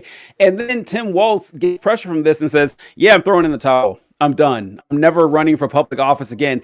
And I'm sure you guys saw the same thing. I just saw article after article after press release saying, wow, we really respect Tim Walz. No, but are you kidding me? Like when we need you more than ever, you're just gonna drop it because the water was turned. Yeah, this is a dirty game you got involved in. Okay, like people get threats, people get. Their lives are in danger or their careers are in danger. You knew this. You were in the fucking army, man. I don't know. I am shocked. I am genuinely shocked. Not only how much Tim Walz has folded, but how much of a pass he seems to be getting from a lot of people. I'm not surprised to hear Ate say this, but I've seen more than a few people saying that. Oh, what are you gonna do? This is Oh, sorry. Go ahead, Ate. Oh, no. You're absolutely right. I have arguments with my brother all the time about this. And he works at the Keith Ellison's Attorney General office, and he's really just a liberal through and through. And he, his hands are tied. The Democrats are doing what they best. I know one thing that recently that happened was that there was a hearing between in the courts to have the ICE officers thrown out, and from what I understand, the federal government did not send in very good attorneys. They were almost late. Shocking. Yeah, and some of them had very little experience, and it really went badly for them. And so there's a little bit of hope that the judge could grant, could force the exit of the ICE agents. And for me, I'm much more pessimistic about the state of things right now, because if the federal government doesn't care, and it's not like they don't have good lawyers. So if the federal government doesn't care enough to send good lawyers to defend why they need to be in Minneapolis, it means that regardless of what the judge says, they're probably not going to listen, like they've been doing the entire time. And there are a lot of liberals, and circling back to what you were talking about, there are a lot of liberals that are holding on to this weird idea that the system that was the liberal system of checks and balances still works, that we just need to wait for the right time. We just need to tackle them in the courts. We just need to, and it's that type of thinking that has held back a lot of progress. That's the same reason Tim Walz isn't doing anything substantial, is because he's trying to fight these battles in the courts the nice way, the respectful way, and he's tweeting and saying, Donald Trump, this isn't you, baby. I know this isn't you. This isn't you. This isn't the Donald Trump I know. This isn't the man I campaigned against last year. And you know what's really sad about this is that I was talking to a friend of mine the other day. This is after let's be real, murder by the federal government of Good and Pretti last week, and it was like, look, we gotta say it here that the whites are putting in the work. All right, they're getting out there. All right, and they are really trying to stand up to this. To have Tim Walz fold after that is incredibly insulting to their memory. And John and I were talking about this. I got a clip I'm going to play from our favorite podcaster, Joe Rogan, here, because Ate, you mentioned that a lot of Trump supporters are against this too. What I've noticed is, the hemming and hawing that they're doing to support this right now, or criticize it. It sounds a lot like what Joe Rogan is saying right here. And I'm going to toss it to John after this to get his thoughts. Regardless of how you feel, I don't feel that guy should have been shot, but I understand what happened. And what happened was chaos. So first of all, it wasn't ICE. People need to understand that. It was Customs Border Patrol people. So they were brought in to assist ICE. And huge difference, by the way. Customs and Border Patrol and ICE, part of the Department of Homeland Security, people out there specifically to assist ICE agents. Good thing we made that distinction, Joe. They're telling this lady to stand away, and then this cop gets very aggressive and shoves her. You have to understand the situation that they're in, right? And this is not making an excuse for any of it. But you have to just put. He's not going to make excuses for it. But how much you want to bet? This is going to sound a lot like an excuse. Let's see how it goes. Put it into context. These people are getting harassed outside of any hotel they're at. People blow horns. They try to smash into the hotel. They dox them. That's why they're wearing masks. It's a coordinated effort. I'm not saying that guy should have shoved that guy. I don't think he should have. Or that woman. I don't think he should have. And then pepper sprayed. And then the guy who got shot, Pretti, he steps in, which is, if you know anything about concealed carry, if you are a concealed carry holder and you are carrying not just a pistol, but 2 full magazines as well, You do not ever physically engage with someone. You also are supposed to carry your license on you, and you're supposed to have ID on you. All right, John, I'll throw it to you first in here. Does that sound a lot like what you hear whenever people on the right, whenever they're trying to criticize what happened up in Minnesota? Yes, it is. And it's so clear and obvious what's happening here, right? Joe's not wrong to say that when you are concealed, like, I'll give it to you, when you're concealed carrying, you have a higher level of responsibility to keep yourself and others safe, whatever. I said the same thing about Kyle Rittenhouse. Like, yeah, he shouldn't have brought that gun to the protest. It's dangerous to carry a gun to a protest, and you need to be aware of that. In this situation, he's talking about this in slow motion. There was like a second tops between when the ICE officer shoved the woman to the ground for no fucking reason and that he stepped in and then he got pepper sprayed. If you are going to make the argument that this random civilian needs to know better because he's concealed carrying, that in that split second needs to be able to make a better decision, why are you not holding these highly trained officers of the law, public servants, to the same fucking standard? Because if this random civilian who is just standing there on the street, practicing his legal First Amendment protected right to film law enforcement, he watches a woman right next to him get shoved to the ground and goes to help her. That's what you're telling me is the bar for, oh, well, he fucked up, he shouldn't have done that. But the ICE agent who shoved this woman to the ground for no fucking reason, that person doesn't deserve criticism here. The person you employ to keep us safe, that person who's supposed to be highly trained, that the level of responsibility that they are placing on the protesters is higher than the level of responsibility they are placing on trained law enforcement officers. You'll see it in every single argument they're making, and it should be immediately disqualifying to anyone with a brain.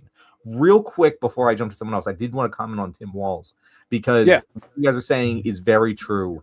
And I think it's just kind of emblematic of where a lot of American liberals are at right now. In that, and honestly, I feel the same way.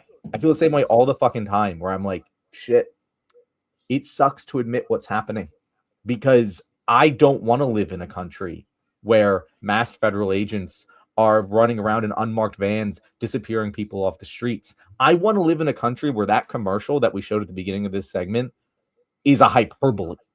I don't want to admit that I'm living in a country where that is going on right now, where Ate is in the middle of a war zone in America.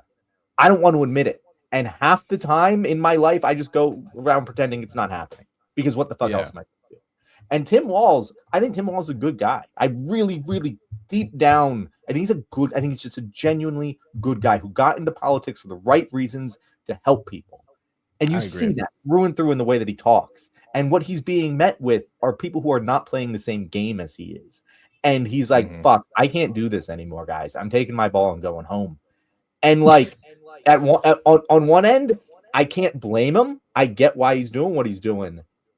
On the other hand, it's still very fucking disappointing. It's very disappointing to see our leaders just totally fold when there is still shit they can do well within their legal rights to do to obstruct and make life as difficult as possible for the federal agents who are going around kidnapping people. And they're choosing not to do it because they don't want to. They live in a world where that might be necessary.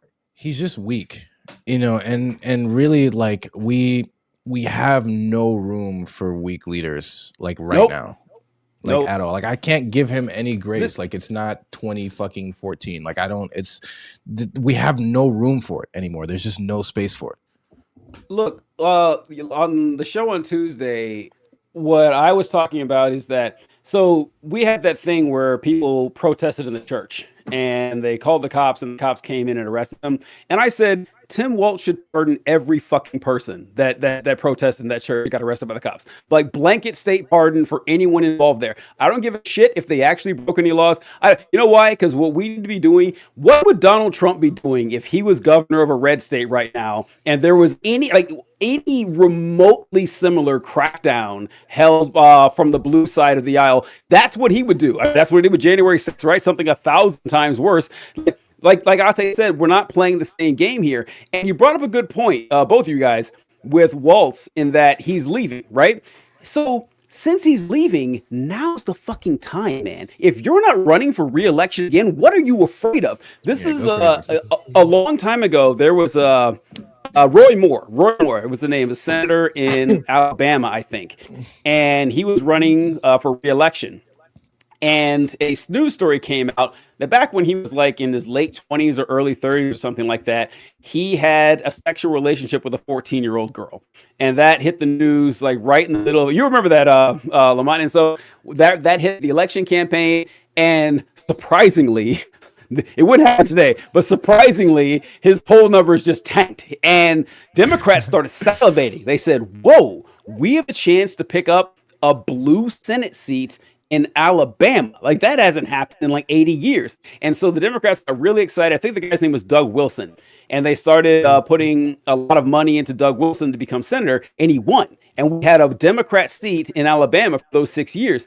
And the guy governed like a middle of the road Democrat. I remember thinking, buddy, what are you doing? You are not winning re-election. Okay, this is a flash in a pan, lightning in a bottle. You just happen to be at the right place at the right time. You should be fucking Vladimir Lenin with everything you were putting forth, right? This is what Walz should be doing. Like, Walz has already been pushing the envelope with great stuff here. If he came out tomorrow and said, yeah, those guys who protested the ICE people at the church, pardon, they're good. Back on the road, guys. Keep up the good work. You go with God, go with my blessing. Even if you don't run for re-election, you could still do a hell of a lot of good. Like you said, I'm activating the National Guard. Any immigrants that are seeking help, go to the National Guard. We will protect you. Like under my authority as governor of the state, we're going to protect the good people and immigrants of this the state of Minnesota. And please let ICE try to get in the way. And John, you mentioned that these people, these trained officers and everything, and how they're not really all that trained. And everything. One thing that bothers me is Joe Rogan in that clip. He mentioned that the cop. No, they are cops. Don't call them cops. Oddly enough, you're besmirching the name of cops of all people, whatever. And what bothers me, Lamont, I'll ask you about this one.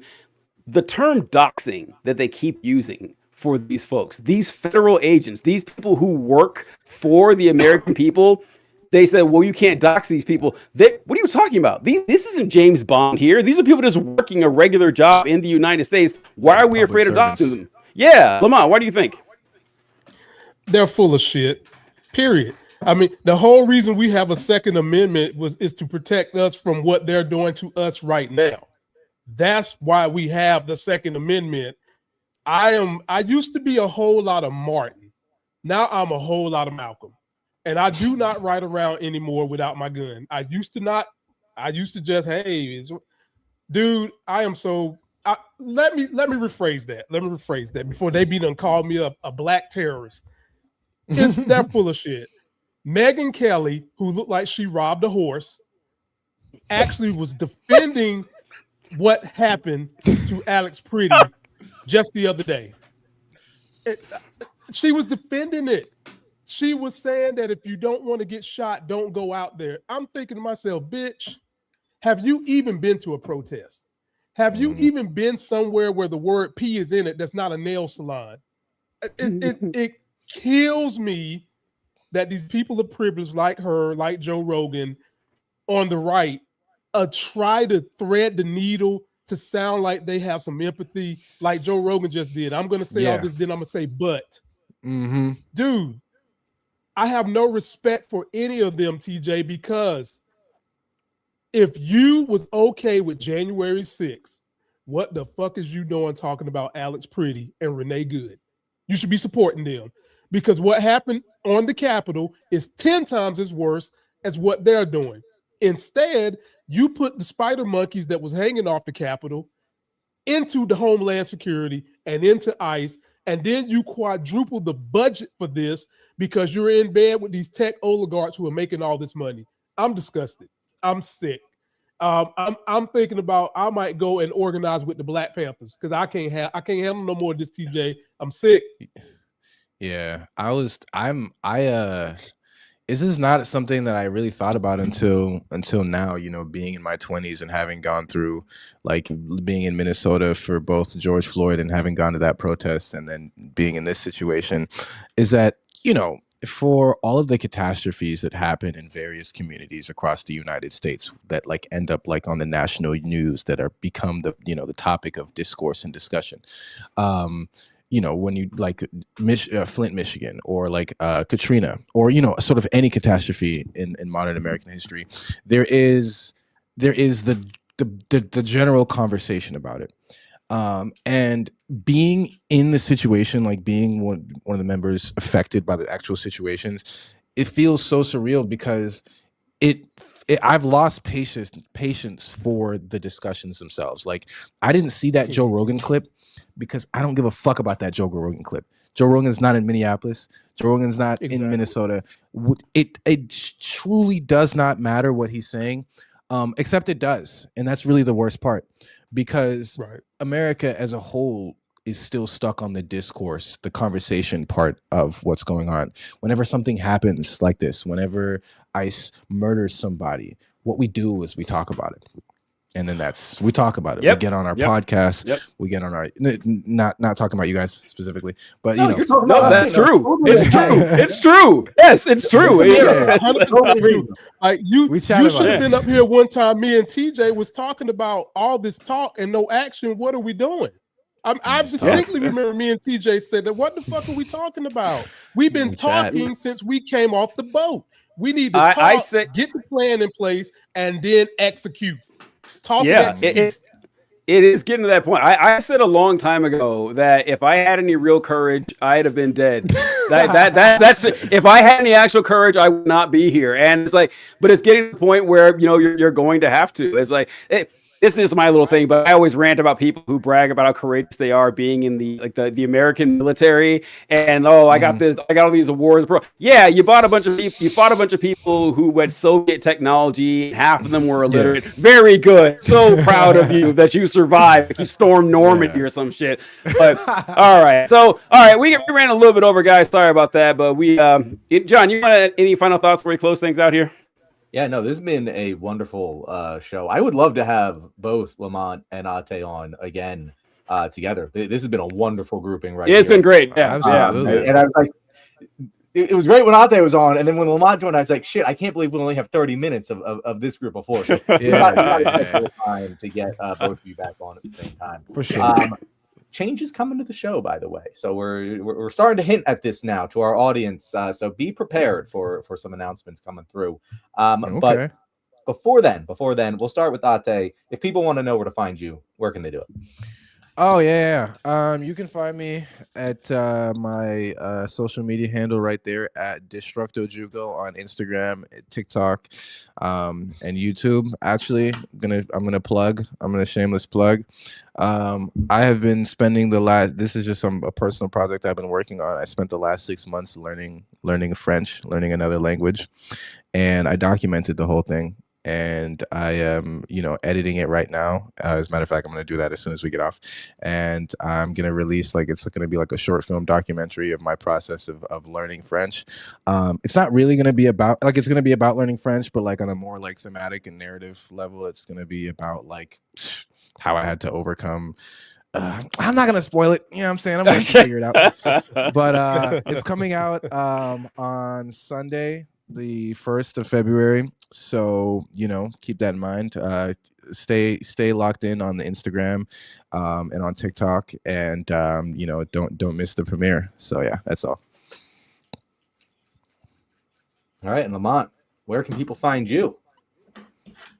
You can find me on Instagram at Get a Life Game. You can find me on TikTok, Get a Life Game 1. And of course, you can find me on YouTube. But more importantly, you need to continue to keep finding these three brothers right here. I commend DJ being as young as he is, being as courageous as he is. If I had an ounce of his charisma when I was 25, we might have a whole lot of women that will be smiling nowadays and not upset.